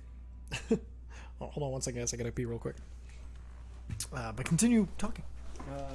Well, I saw him at the Tinkerers Guild, and he was singing. He didn't seem too stoked to be singing the stuff that they made. Was him it any sing. good? I mean, he sang pretty well. The only problem was like, Sometimes it was it's really awful. it was really boring, and then it was like I think in Dwarvish because I didn't understand it. I think it's propaganda. I mean, that makes sense for this town, doesn't Is that the right word? Propaganda? it? I don't Using fucking know. No, it's- using things and tilting it in a biased way. I mean, everything spoke very, very glowingly of dwarves. That what was in common. Yeah, that would be propaganda. Oh, okay. All right. Well, I mean, Good job. You're learning some great words, Uzai. yeah. I also learned the word. What was it? Did you learn go fuck yourself in Dwarvish? You know, I might need that later. I got yelled at in Dwarvish a lot. I'm not sure what one of them. Probably. I think at least one of them was probably "Don't touch that," but again, I don't know which one it was. You can always That's ask fair. the barkeep. Oh, by the Probably. way, and well, Ty's out of the room, so I'm not gonna roleplay this part because it might take a roll. Oh, here he is. I'm going to whisper amongst the table. Oh, by the way, so the Pretty sure the she's in the back. guild Oh, master. okay. She's in the bathroom still. Oh, Jess is? No, I'm not. Oh, No. Oh, the The dwarvish woman. barkeep Okay. is in the back making my goddamn food. Sorry. I'm still going to whisper. That's fine. Actually, I'm just letting you know. is it just the barkeep in here? As far as you can tell. Can I do a perception check to see if anybody's in here and or looking at us? There are 2 guards at the door, but that's it. Okay. Are they paying? Does it look like they're listening in? It looks like they are bored as fuck. Okay. Fun fact: the guild that I work for is super awesome and amazing, and the guild master, Durmach, is super cool. He's super not cool. He's kind of a drunk, and I met the real former guild master, Gimzik. He's a gnome. They're super racist towards him, and they fired him. But he was pretty sympathetic, and he told me that the new regime brutally murdered the fuck out of your goblin friend's family. But he's still out there. So there's that. So, our goblin is still alive. Maybe? Also, the guards hate the current spy master. Well, that's good to know. We could probably use that as left. Yeah, that's right. Some friction. Good for a coup. All of this whispered. Of course, yeah. But yeah, so I mean, Visair was there too. So whenever he shows up, if he gets kidnapped, I'm gonna get really, upset, and then is like he's the only one that speaks Dwarvish here, right? Do you guys speak Dwarvish? I'm pretty sure if I flip somebody off, they'll understand. That's, I mean, yeah. I mean, I speak Infernal, I speak Elvish and Druidic and Common. That's about it. Okay. I speak bear sometimes. Bears are like That'll work. dwarves. Dwarves are like bears. I mean, it might. I don't know. I don't speak bear. Is there a lot of overlap? I don't know. Have you heard a lot of grunting from these dwarves? Usually when I walk by, yeah. Alright, yeah, maybe. Oh, There might be some overlap then.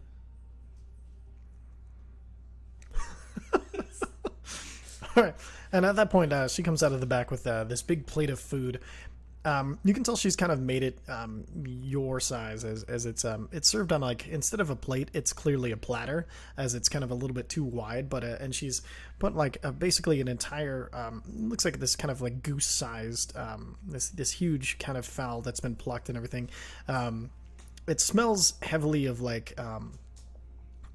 Of like the salted meat. You can tell it's been brined pretty properly, actually. As you kind of bite into it, it has this kind of salty bite, almost like it's been marinating in like soy sauce.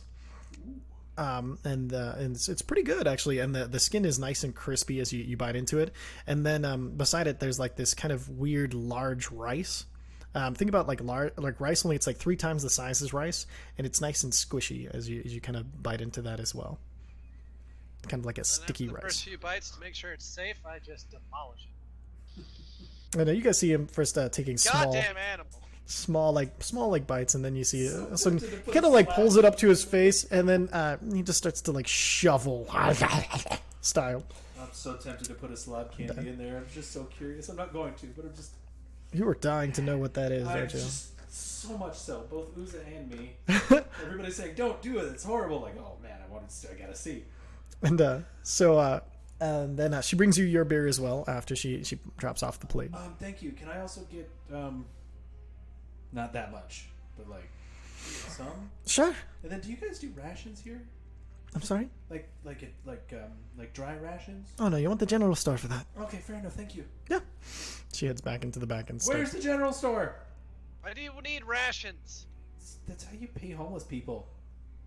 Oh, I literally pull like 5 rations out of the bag holding. Oh. Can I has rations? That's why I just literally put them on the table in front of you. Cool, thank you. And I just scoop them in. This will be beneficial. Thank you. All right, cool. Perfect. Okay. Do whatever with it. Really, you could have just asked. The why was more just because I was being an asshole. I mean, it's fair. It's your stuff. It's party stuff, and you're part of the party. Yay, I'm accepted. What else is party stuff? Can I borrow? Not at the moment, you can't. Fair. Keep getting that today. Not now, damn it.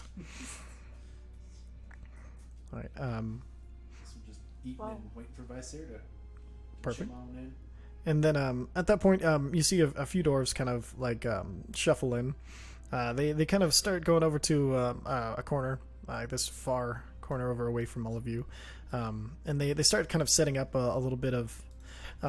You see that they have some music and everything. They start setting up and they start kind of playing a little bit, kind of, just this light kind of music, so they start playing it in the background. And one starts to sing, and the song is all about our hero Hefroik, and it's talking about how like the new kind King Hefroik Forge Branch has improved the lives of all dwarves, and this new age of prosperity is all thanks to the king, and it's gross. Is this in common?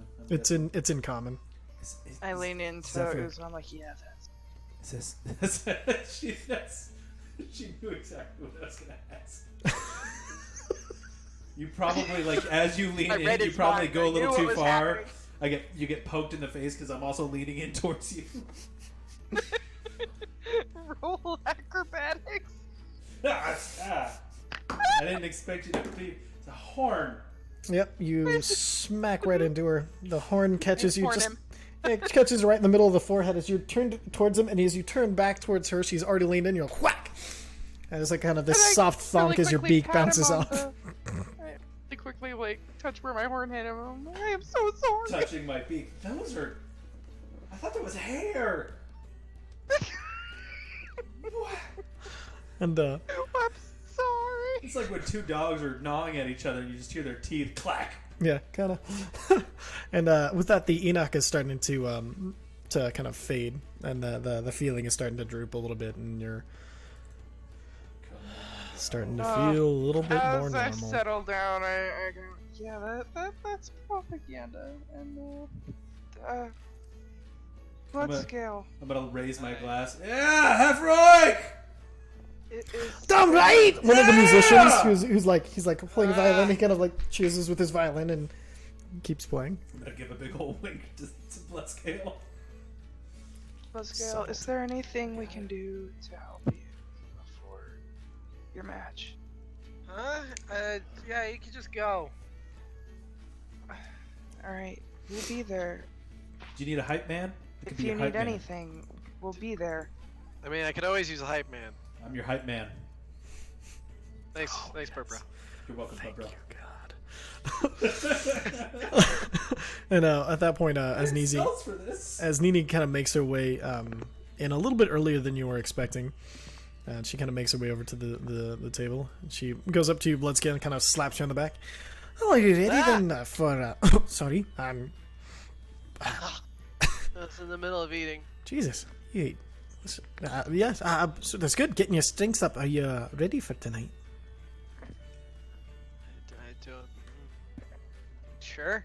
All right. Well, unfortunately, it looks like your weapons are going to be better than anything that I can give you. But how do you feel about fighting armored? A little more armored than you have.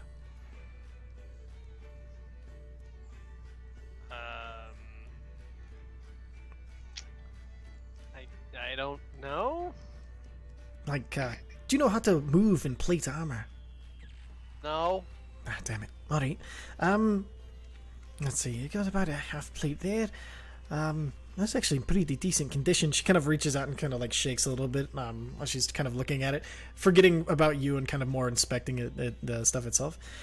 Well, in that case, well, there's always this. So this should help. And she kind of hands you this big lump of metal. It's like this kind of like it's just an ore, and she's like, so if you throw that at someone, it does a little more than a regular stone. So keep that in your pocket. I pull out that one bead that I was given. Oh yeah. Is there anything like this bead? Don't know. Your It's buddy gave me? oh lord. No, don't do that. And well, I mean you can, but he told you what they do, right? Yeah, they explode. Yeah. I'm not dumb. Just I'm dumb, but I'm not that dumb. Okay, I just want to make sure he explained how large the explosion is. You don't want to be anywhere close to that. Are you sure? I'm pretty. I can take a hit. Are you fireproof? Halfway, yeah. Oh, well, Only if I'm angry. alright then. You do you then. Yeah, that could also be of quite the large use, although it's a little pissed off. Hey, Oh, still didn't like that you have it. Didn't Visair hit me with a fireball one time? I just didn't care. Yeah. Yeah, that did happen. That was Cool. right before Yeah, the elevator no, I of should be pain, fine. right? Alright then. Question for you, madam. Blood Bros hype man here. Yeah, I'm gonna get them all hyped up. Like, how frowned upon is it to for magic, like right before the match? Are you talking about before the match is fine? Once the match starts, though, any outside influence is a disqualification. Okay, cool. Like, I could just get like right up there with him and be like, "Yeah, this guy's great," and then like, boom, and then he starts fighting. Well, that shouldn't be a problem. Sweet. Perfect. Got your back, Blood Bro. I'm pretty sure you can yell shit all you want. I think what you just said is don't be spells. Yeah, after it Whenever starts. fucking Mage Hands gets here, tell him no spells.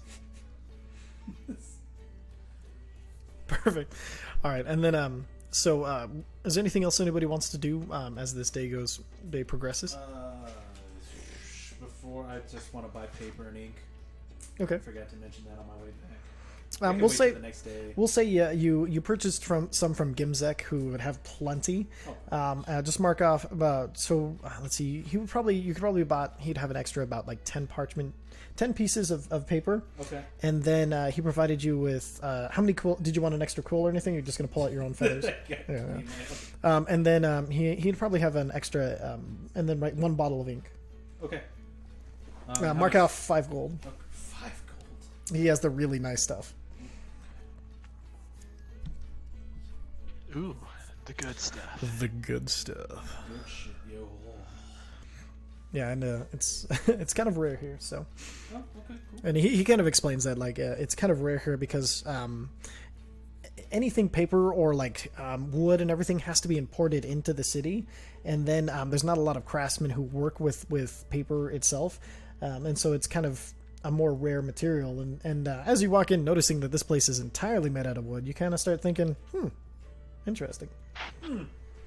That's interesting. So much wood here. Perfect. All right, Not and a lot of woodpeckers got on this. This is some nice stuff. These guys are dicks. Really annoying. Don't know when to shut up. They're all like, "Rah, rah, rah, rah, rah, rah, rah, rah, rah, rah, rah." Ugh. Taxing. you done? Sorry to get a reaction from the party, man. It's fine. It's fine. Man, they got you. No, we expected as much from you. Yeah, damn it. They got me pegged. You're pulled also you kind up of a quiet. few- Yeah, see, you gotta get Congratulations, you directly paid into that yourself. mic. He's like you were kind of quiet. You gotta get in there, all up in that. All up in it, just deep inside of it. Ooh. All right. So deep. Wish you hadn't been so deep. Ooh. Grim. All right, and so does anybody else want to do anything as this day is kind of lengthening on? I'm just waiting for fucking Visair and Una to get here at this point. Okay. Unamatale, she's about an hour later than when all of you arrived. She kind of walks through the door. She looks very tired, but she looks in good spirits. And she kind of makes her way over to the table. So, what are we eating? Oh, yeah, sorry. She went away. Whatever you order, I suppose. Oh, okay. Yeah, of course. And she heads back over to the bar and My fucking orders some platter food. is nothing but scraps. Oh yeah, by that time, do you eat the bones? In your current state, you are fully capable of. You have now a gizzard to crush I'd them. much rather use them as toothpicks. Okay, and so you have like one of the you kind of like pulled one dry and it broke just right off of like one of the leg bones, and you're just kind of using that to pick out the extra bits. She goes over and orders, and then kind of takes a seat next to your guys' table, and she, and then she kind of like pulls her chair over, and then kind of like starts to drag the table a little bit, so it's like super close. So, how was Want your guys' help? day? Oh, no, I got it. Okay. She has a 15 strength. Yeah, she got this. And she kind of leans in. So, Just The 'cause she dogs are does- interesting. Just because she has that doesn't mean that my 19 strength wouldn't do it. this is true. So, the docs are quite interesting. Do you know Farnair? He's actually quite interested in, the things that come in. They're coming from all over the world. Like, and I don't think he knows that this body of water actually connects to the ocean. It's the same body of water. I'd know it anyway. Cool. The music temporarily like gets started up again, and this song that they're singing this time, this one is about Moradin the All-Father. It's more of a prayer song, so it's kind of like a hymn almost, telling all dwarves of their how important it is to be ready for battle at any moment and to be awaiting the call of Moradin the All-Father. Two quick questions. Two quick questions for the DM. Yeah. What were the mines called that we killed the Bahir at? The Deep Delver Mines. Deep Delver mines. And then...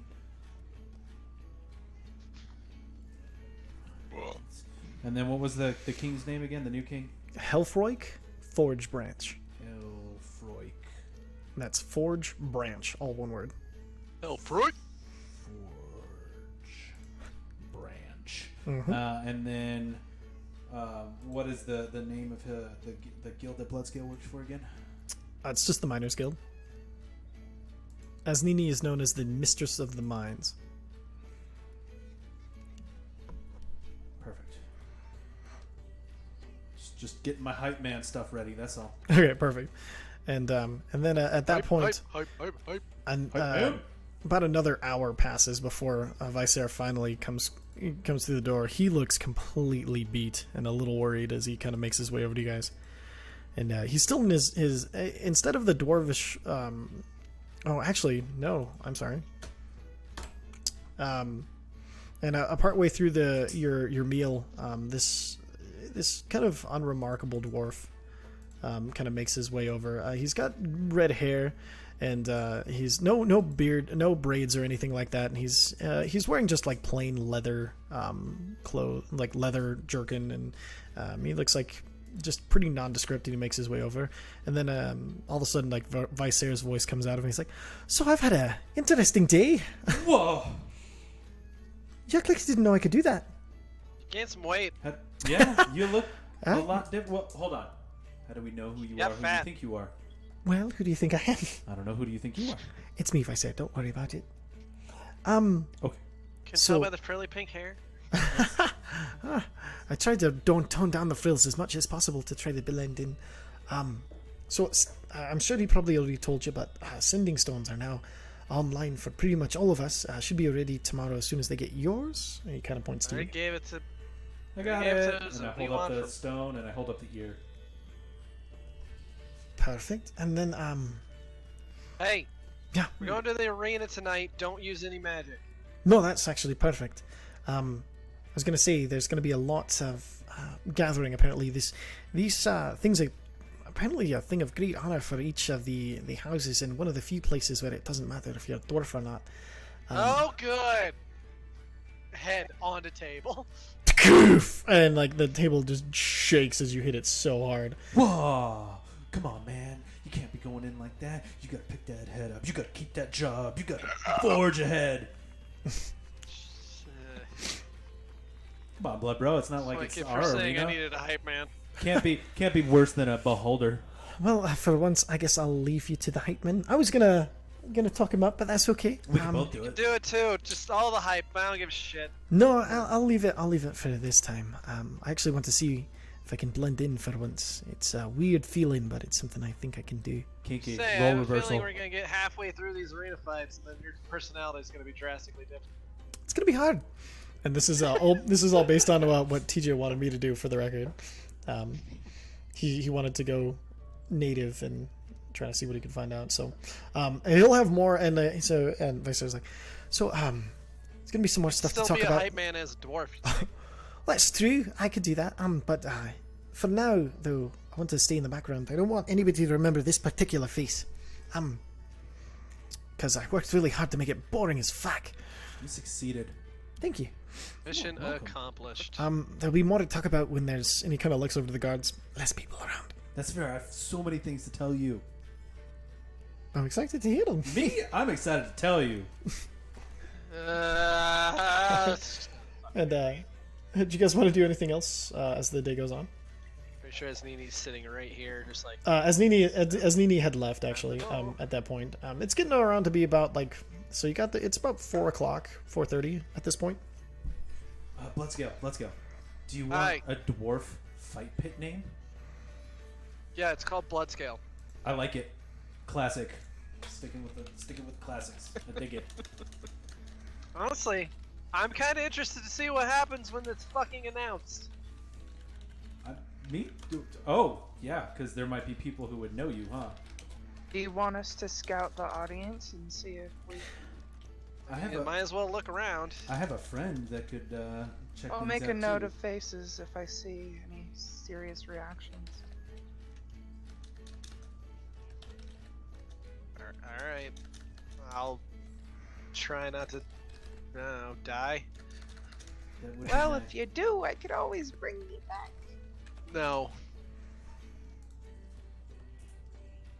I'm gonna be that heads up now.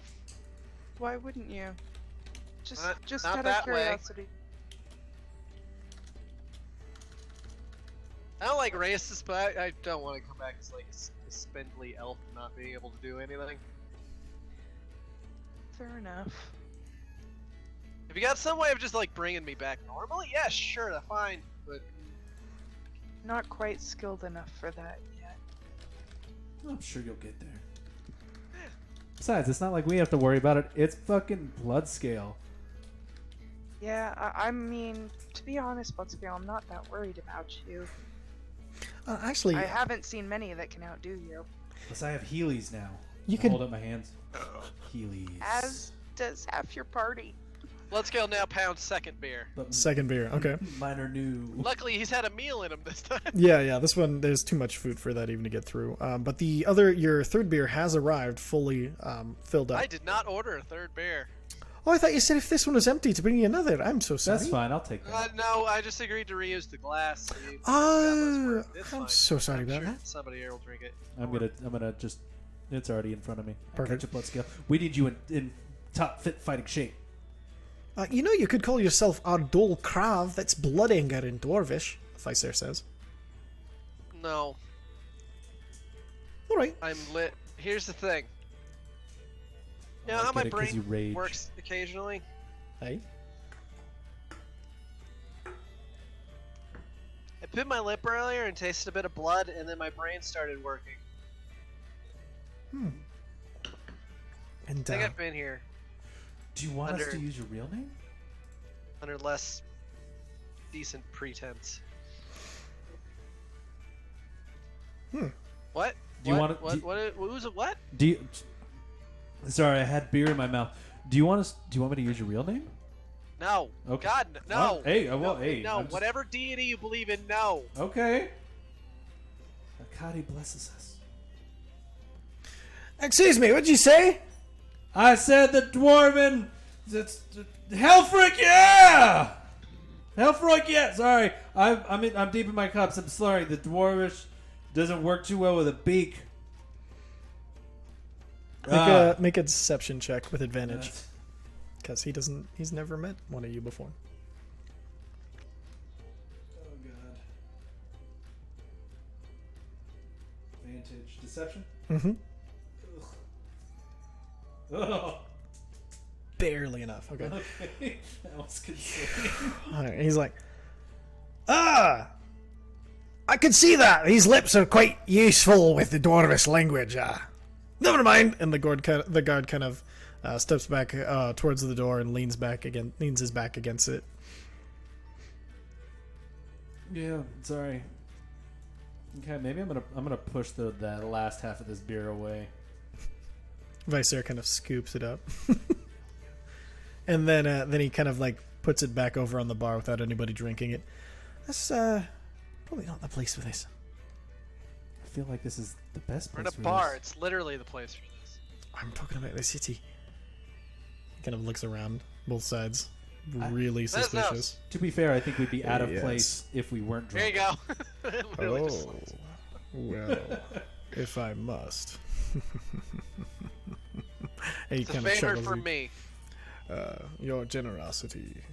Not from me. I said for me. Oh. Doing me a favor. Well, in that case, this I shall do only for you, my friend. Thank you. He like gives you a small bow and then he chugs the whole damn thing. All right. The And, whole half a thing. I mean, he's, Yeah, what's left of it. All right. he's So, gonna get slightly crossfaded. no. Well, actually, his did last a little bit longer, but by this point, it'd be going down at that point. All right. Perfect. And so with that, you guys kind of anything else you guys want to do before the nightly events kick off? Nope. Perfect. So you guys kind of spend your night, the rest of the night, kind of talking of the things that you've learned, and you're also talking a little bit how fascinating some of these guild masters are, and they know quite a lot more than you were expecting about certain things, and you're all kind of learning a little bit about each individual aspects, and then around. You do this for a few hours. You brought another meal and some more beers as you guys are kind of hanging out. Is anybody drinking, or is everybody just kind of casually sipping? Casual. I'm trying to sober up before the actual arena fight. Perfect. And Nursing a beer. Blitzscale literally only had the 2 beers. Perfect. Which So is rare for him anyways.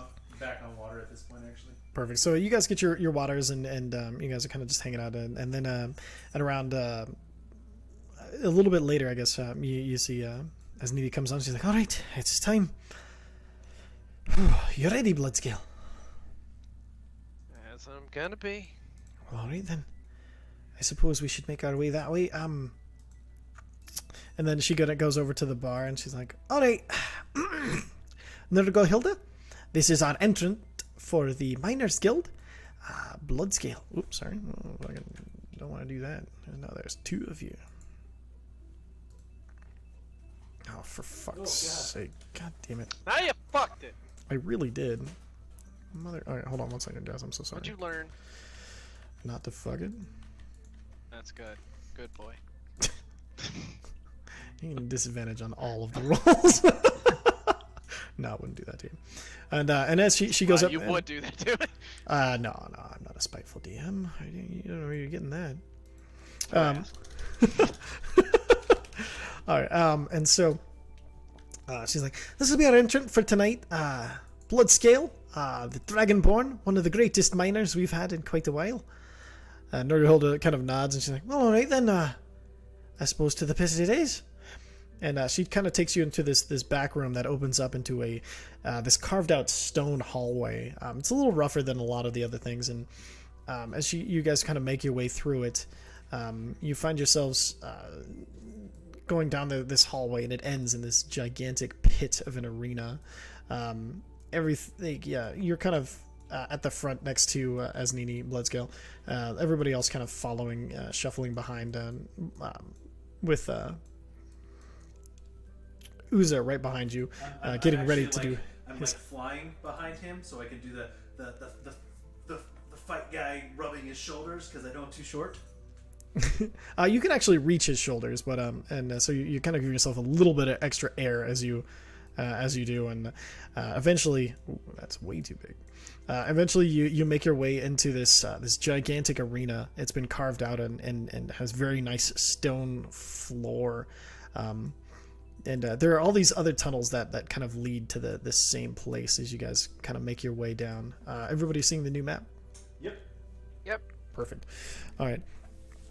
And as you're making your way down, there's this murmur of voices and everything as you kind of hear all of these people kind of really start getting louder and louder and louder as you're making your way down through. People are kind of like shouting, and you start hearing the bets being taken. And as you kind of make your way down, you see there's like this big chalkboard where a guy is kind of taking money from people, and he's writing numbers down, and you see it's like, all right, and then in the middle of the ring there's this there's a dwarf, and he's got like these really fancy clothes on. They're all clearly silks, and they're like this deep purples and whites, and you can tell they're rather expensive. And so he starts looking around at everybody. He's like, "All right, ladies and gentlemen, we have a contender for tonight coming in." And there's this big as there's about 150 dwarves, if you had to guess, in this small space. And he's like, "That's right, it's time for the main match, and this time the Miners Guild, who previously didn't do too well in their bouts, are going up against, well, let's say the Acquisition." And then there's like this general like murmur of laughs as he says Acquisition. Omidron's here? And he's like, "Of the Tobacco Mistress, the Tinder Master has brought her prodigy." And then everybody kind of laughs at this. "This is Malazar, the Hobgoblin." And you see behind. So as he walks into the arena, the arena's kind of sunken down, so everybody around it kind of is surrounding it, looking in. You kind of see this large, hulking. He's got like this red skin, and you notice he also has horns, which in your experience you haven't seen a lot or any hobgoblins have. He has. We've literally seen one. Yeah. One hobgoblin. Yes. Yeah, you'd recognize him as a hobgoblin, but he has these horns, and his hair is back into a similar hairstyle that you've seen, this kind of samurai top knot sort of deal between the horns, and he's holding this vicious-looking kind of like it looks like a long-handled axe that is kind of between axe and glaive, and then 2 scimitars strapped to his waist. And he has jewelry, these big loops on his ears, and is wearing like this very Asian-looking armor, kind of like if you had to mix samurai armor with, but it's only like it's like if you had half plate but samurai armor. These 2 things are not going well together. Let me go and get rid of that one. That's better. And then he's kind of standing in the ring looking around, and he kind of just shakes his head with all of the yelling and everything. All right, Bloodscale, you got this, man. Just a hobgoblin. We faced one of those. I take off the bear cloak and I just put it in Uza's arms. You got it, man. Hold on, and I'm gonna hand it off to Zephyr. I got you. All right, you ready for this? Is there like a gate in front of us? Yes, yeah. Before you, there's a big gate, and then the ringmaster, the person in the middle, is like, "All right, and coming in from the Miners Guild, last minute entry. You know the Miners Guild, always looking for someone who's not injured." And everybody kind of laughs around. We have their apprentice, Bloodscale. At that point, I'm paying gonna super attention right shoot now. out. I'm gonna shoot out into the middle of the ring. Perfect. Still hovering. Ladies and gentlemen, and I'm gonna use thaumaturgy. Perfect. And it's blasting. The representative of the Miners Guild, brought forth by Asnini, mistress of the mines, hero of the Deep Delver's mine, banisher of Bahir, slayer of specters, here to fight for your merriment and for the honor of Forge branch, our liege, Bloodscale. And I'm going to use thaumaturgy again to just every single bit of light, just make it as bright as I can. Perfect. As he comes in, like just John Cena fireworks moment shit right here. And I'm watching the audience very astutely to see if I notice anybody perking up at that name. perfect. And as you do this, make a performance check with advantage for sure. Okay, I can do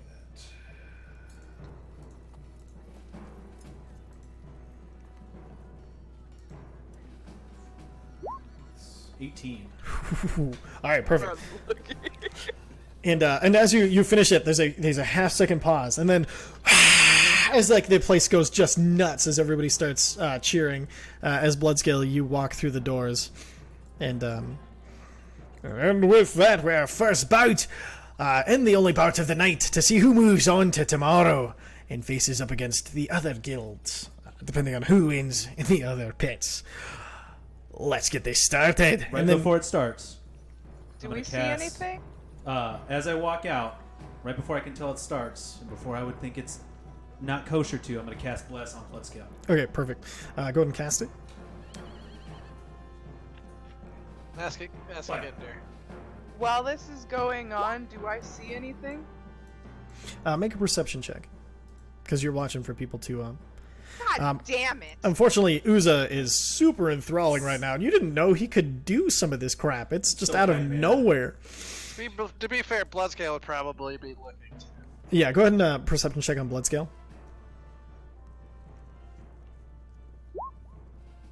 It's better than a 7. Perfect. And looking around, nothing triggers anything like you were hoping for, but you do kind of get a good idea that there's a lot of people here, and this is a very serious event. But you don't find anything that sparks that what you were hoping for. And so you, Alright. perfect. And so as you make your Anybody way, else gonna roll?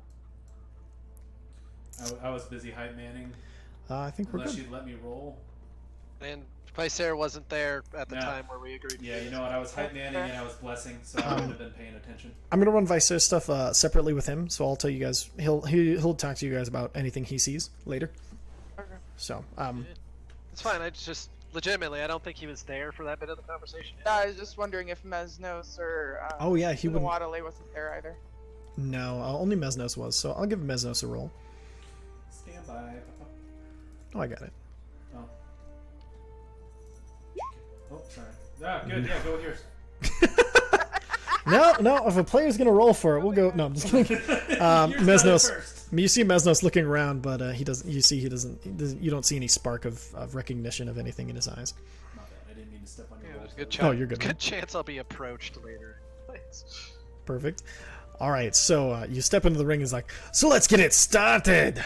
The rules." And he's yelling. He's like, and he's like, "No help from the outside. You take only what you bring in, and While Nothing he's else. doing these rules, I'm literally walking to the middle and I'm just extending a fist out.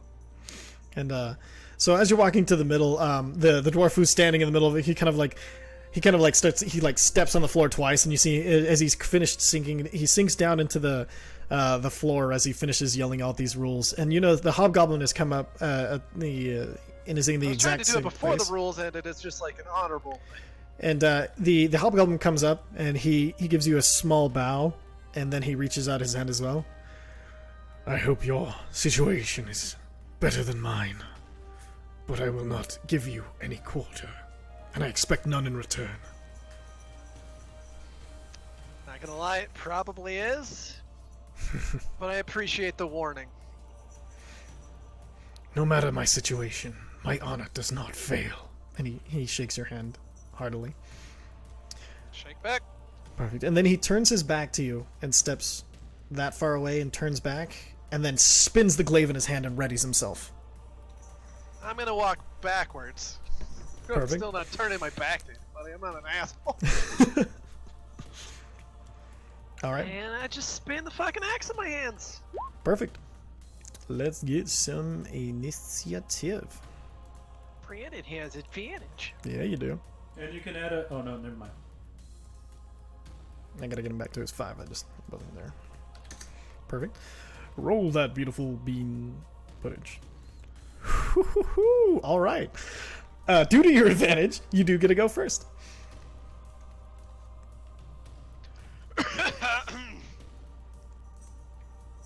So let's see. Was the no magic rule about inside or outside? No, outside. Basically, you have everything that you take with you, and other than that, there are no rules. You can't be helped from the outside, but anything that's available to you, you can use. Sweet. We obviously know what my bonus action is going to be. Right. If it will let me put the stupid fucking token on. I got you, boo. There it is. Oh, you got it. There it goes. And just to be cheeky. Eldritch Blast. 9 does not hit. Add a D4. Yep. I was checking bless to see what it was. 12. Well, it doesn't hit me. Let's see. So a 12 does not hit. Figured. And you guys see Bloodscales, you see him like kind of whip the axe around, and then you see him, and as he's But there is raging, a cheeky smile. as he rage, you see the smile as he kind of throws the finger and it blasts out. The hobgoblin seems more agile than you were expecting as he jumps, as he kind of like does like a barrel flip out of the way and smacks the actual energy. He hits it with his blade, and you see he almost deflects it, but then it goes through where his blade was and smashes into the ground. And he kind of looks at you and gives you a nod. A worthy opponent, then. And as a free action, just, that nice little hand gesture of, get the fuck over here. Come on. Do you want to use any of your movement? No, not the nut. Perfect. All right, so with that, he is going to. So he's going to. Let's see what's his. Perfect. Okay. So he's going to run up, and then he is going to attack with this glaive weapon that he has. Oh, do I have his? There we go. Oh, sorry. It's not a glaive weapon. I forgot that was the art. I switched it. He has this. It's this that he's gonna smack you with. Oh, sorry. Hold on. Let me. Just roll it already. Fuck. I heard the whip, but it's not showing. It's okay. It's the same thing. And so like the first slash he attacks with, it completely misses you as he kind of like pulls it back. It's this weird like double-bladed scimitar that you recognize from your from where you've been as a more of an elvish weapon than a hobgoblin. Makes his second attack. Does a 13 hit? Nope. Perfect. And then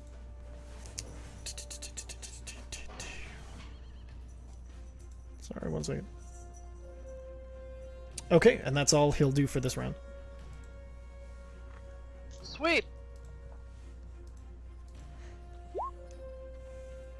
24 hits. You can add a D4 to that 14. 15 does not hit. That's fine. Perfect. So 14 slashing damage as you rake into him with your axe, and as This you is the first time that my axe has hit something while I've been raging as well. yeah, and go ahead and roll the smite damage. It was 2d6. 2d6. Nice. Another 5 damage on top of that as you break across into him.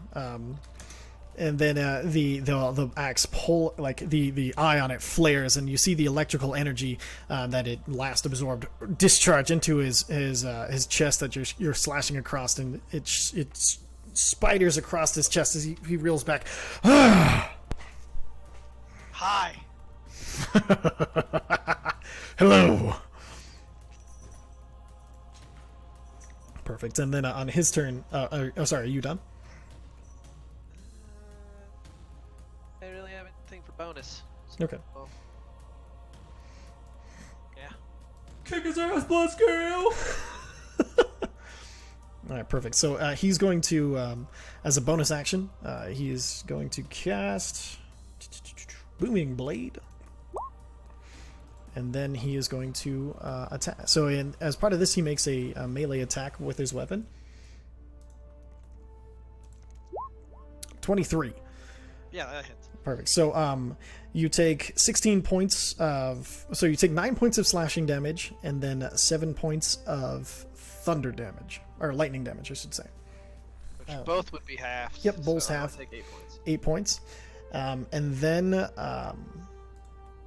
then he's going to use his normal action to make 2 extra attacks. 24 and 24. So another 21. Another 10 points of damage on top of that. Fun. Maybe I should have won with. And then he's going to use his movement to back to here. Attack of opportunity, please. Hit it. Nice. Yeah, that hits. Booski. All right, so 25 points of damage from that. Perfect. And as he backs up, you get this another slash across, and as he's added, he struck low to hit you on that last one, and it catches you just a little bit over the belly. And as he's pulling the swing up, you just are pulling down on your axe overhead and get a nice chunk of his shoulder as you digs in, and he kind of like falters and kind of has to roll backwards out of it to get his full movement. Back to you. Pretty sure I did more damage to him in his turn than he did to me. Oh yeah, by far. Did you, And what would you like to do on your turn? Oh boy. Boop. I'm sorry to interject here. I don't think Sure. that rolled his critical correctly. What? It Because- rolled 2 dice rather than doubling. Well, the second one is only a single D12. It didn't get. Yeah, I only have a mind. single D12. Yeah, that's right. Never mind. Yeah, Sorry, okay. the modifiers. My bad. No, you're Sorry good. to interrupt. Perfect. Forgot to ask the modifiers. Do I feel cocky? I mean, I Reckless, would. Great Weapon Master, both attacks. Perfect. But as you move, the spell that he hit you with dispels some of its energy, and you all hear this boom as you take 6 points of, so reduced to 3 points of thunder damage, and as you move, there's this Don't care. boom as you break through Just- it, and Just fucking roar as I run. so reckless great weapon master. So You don't fear the storm. Minus 10, but advantage. So I think the second one might hit. let's see, Probably an not the first one. 18 barely hits. That just hits the Actually, second and they one. both get D4s because of bless. Roll a d4 for the first one, see if it hits. Doesn't hit. Doesn't matter. Second one does hit. Isn't he at his 17 to 22. 20 fucking 2. Oh my god. He's getting ruined. As you run in, the first one, you swipe down, and he's able to barely catch it on his double blade and slams it to the floor. And as he spins it around in this kind of fancy maneuver, instead of pulling it back up, you just spin it in your hand and tilt it back up and bring it upwards into him and dig into his like just his belly, like kind of the side as the axe bites into him. He's like, ugh! He was not expecting you to do that, as he takes the 17 slashing damage. He's Also, Bloodscale's face is just like a frothy, almost rabid-looking mess. Yeah, the rest of you have seen Bloodscale in a state of fury you haven't actually really seen him get to before. He is just possessed almost with this. All right, and then so Zephyr, don't jump in front of the hobgoblin this time, please. Like, his mouth is all foamy, but his eyes are still like his eyes. Yeah, very funny, Uza. Like, he doesn't look like he's fucking I'm just mad and incensed. It's just, you know, perfect. doing what he's got to do at this point. And he's gonna go ahead and cast Blur on himself.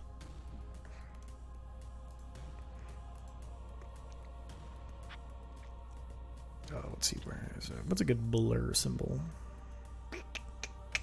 Just use that. Fucking. I would use the 3 wavy lines Really, I didn't see him. I thought Oh, that there are it right is. above the potion. Yep, got it. Thank you, It's sir. like top row. noise. That's a good blur. All right, and so he blurs himself, and then he's going to use his bonus action to get an attack with his double-bladed fang. But this is without his bonus because of the nature of it. 16, does that hit? Matches. Matches. 5 damage, reduced to 2. And then that'll end his turn. Alright. Just, he's right here. Mm-hmm. Actually, no. He needs to roll that again. I rolled reckless. Oh, shit. But didn't he hit? He did, but he might Oh, get yeah, no, you're right. Yeah. Because Oh, I guess he might crit, no, yeah. do it, because he could crit. Yeah. Nope. Same result. Alright, reckless, no great weapon master. Perfect. So it should be a straight roll. Yes, yeah, this will give you a straight roll. Neither hit.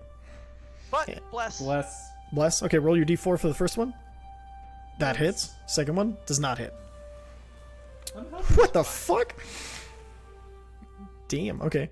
And as this one bites into him, he's starting to like... He was already looking pretty wounded, and as this one bites into him, he's kind of like... He starts to like nearly kneel, but you can tell like it takes all of it that he has not to fall right now. With just a free action. I'm not trying to persuade or anything, but just with a free action. It's gonna sound guttural, but there's just a big old yield. I mean, he kind of looks up at you. My honor will be intact, no matter. And he's going to cast a spell. And he is super fucked up. Alright, so, and with that, he's going to, Bless counts for saving throws too. what's that? I was letting Yes, Brandon I know. know that Bless counts Oh, for yeah. saving throws.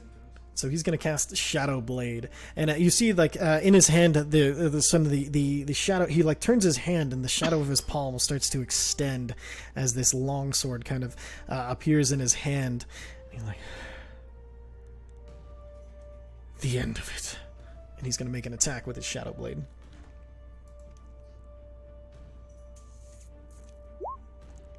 And he gets advantage on that because you guys Yep. are in a cavern. That one hits. Perfect. So you take 14 shadow damage as he slices across you. This somehow it's psychic damage, so it I think it does full damage on you. Shit. Yep. Okay. And then he cuts across you with this shadow blade, and it digs into your guts in a place that you were not expecting. There's a roar. And then he's going to use his action He's surge, angry, but there's a roar. and then he'll action surge to attack twice more. Let's see, is this, and he has advantage on that second one. Alright, so both these hit, doing 32 more damage to you. Good on him. And I think... Oh, he's going to use his second wind.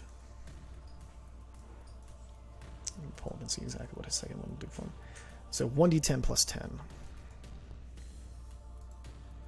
So he regains 13 hit points. As you see, with those hits, you see him kind of like start to stand up a little taller. The blade, shadow blade in his arm, as he's kind of like flicking it to the side. And now it's your turn.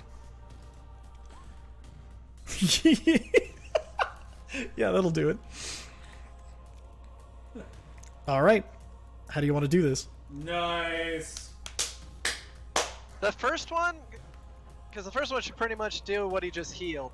I Yeah. like just want to fucking hit him right back to where he was before he did the second win. Perfect. And as he's starting to stand up a little bit, wham! You hit him back down, and he's kind of now like almost supporting himself on his weapon, the shadow blade. Let's see if that disappears on the first one for flavor's sake. Shadow blade stays in his hand. The second one, I spin it to the flat of the blade. I just smack him in the fucking temple. And as he's kneeling before you, he looks up. Oh fuck! Bat. Unconscious. As he falls unconscious before you, the slight blurriness to his edges and the sword in his hand disappearing.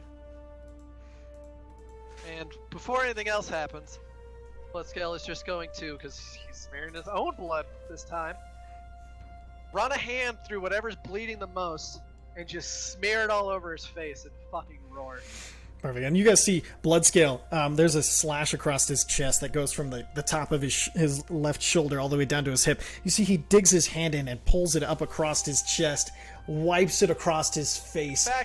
In fact, for fucking flavor's sake, I would actually do like a melee attack on myself to make it worse with the claws. Okay. Rolling at with your claws. Roll the Yeah. damage for your claws. Pretty sure it's 1d4 plus strength modifier. Yes. Yeah. So 2 plus 4, so 6 damage. 6 damage. Okay, and you guys see he like stabs in and kind of like starts to drag his own claws up, and then as he's dragging, he turns his hand to cup the blood that's flowing from himself, and he kind of starts to smear it across his face, and it's quite a lot of blood at this point, and then he just lets out this bellowing roar as the entire arena goes insane. Everybody's cheering, and that's where we're going to go ahead and end for tonight. Nice. Damn, dude. Yeah, you fucked his day. You got me down to 12? Did he really? Jesus. Yeah, dude. Sorry, wait, no. 17. You got 17. me down to 17. Still pretty good. But he's only the first. I'll be fully healed. Yeah. And I just did a massive intimidation tactic. Oh, yeah. Yeah, it's will not go unnoticed. Oh, before we end the night, Yeah. can I hype man him for his victory? By all means. Okay. So as soon as Bloodscale, as our DM put it, pat this guy to the ground. Gives you and- another chance to look at people, by the way. Yeah, that's what I was hoping for. Yeah. And Going gives his for gigantic roar. I'm going to fly out of the gate. Ladies and gentlemen, I give you the champion of your pit tonight. The one, the only, the indomitable, the unbeatable Bloodscale. As they go insane. And I'm going to see if anybody's turning tail and running at the name Bloodscale. Yeah, can I do another perception check as well? Yes. Perception checks all around. Perception. Much better. Finally! Okay. So Rolling for Mezzy, too, for giggles. sure, why not? Let you do it since I crit failed his last one. We noticed 16 different people. You guys realize the roll don't affect what's going to happen. The Like, what you entire notice is town everybody realizes. scatters. So looking around, you do notice, as you're kind of looking around there are all of the guild masters of Kern. But you do strangely notice that you notice the Tinder Master, Glorithuna, is making her way down to her champion, but you notice that Dutram Kegblade, the general, you see him. He looks kind of both ways, and then he kind of makes his way out as he escapes through he just makes his way through it, like the passage that's behind that particular. Was that the guy stand. hiding with the hanging out with the Spy Master? Yes. I'm gonna bust out my. I'm gonna fly higher up, so I'm kind of in the shadows. Cast my little raven guy. Tell him to follow the general. Okay, make a stealth check.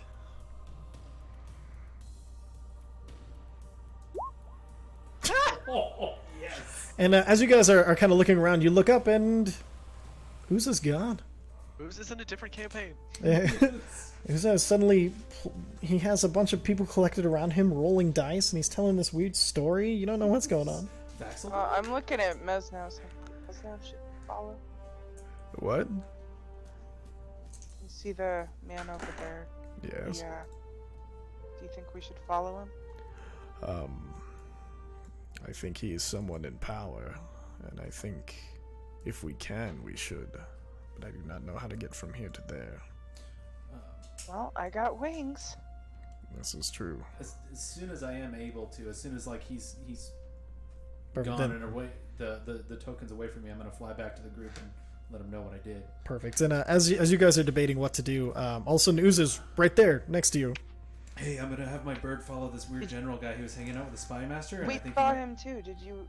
So he's being. You have him followed? Yeah, Iceman's gonna follow him. Listening to the conversations and everything? Well, I mean, he'll let me know what's going on. He's gonna just look like a bird. Okay. I mean, he's black too, so he's gonna blend in really well up there. He's perceptive. I'll trust him.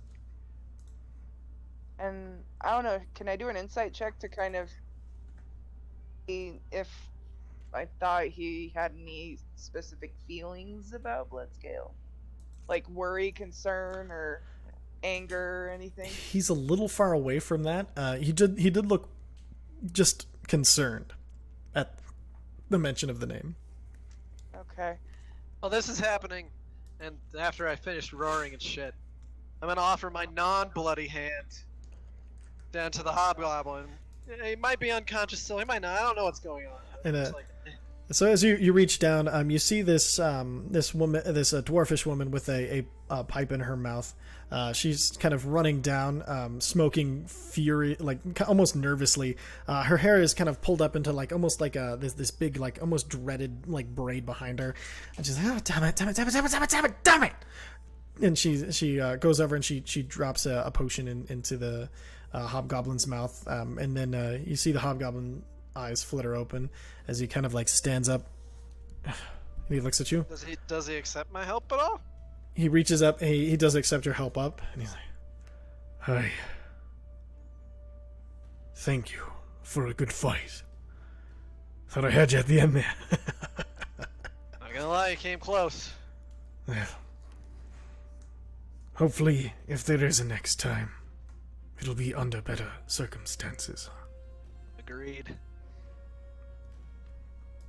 Are you free? don't ask him that. Get on with ya. Come on, let's go. The answer's yes. Good. And the smoking woman leads him out of the arena, and that's where we'll end. Nice. Perfect. So, with that, say goodbye to the nice people. And, Bye, nice people. Bye-bye! All right. Thank you all for watching. We'll be back to see what happens with Kern and the Dawnforged company next Tuesday. I'm excited.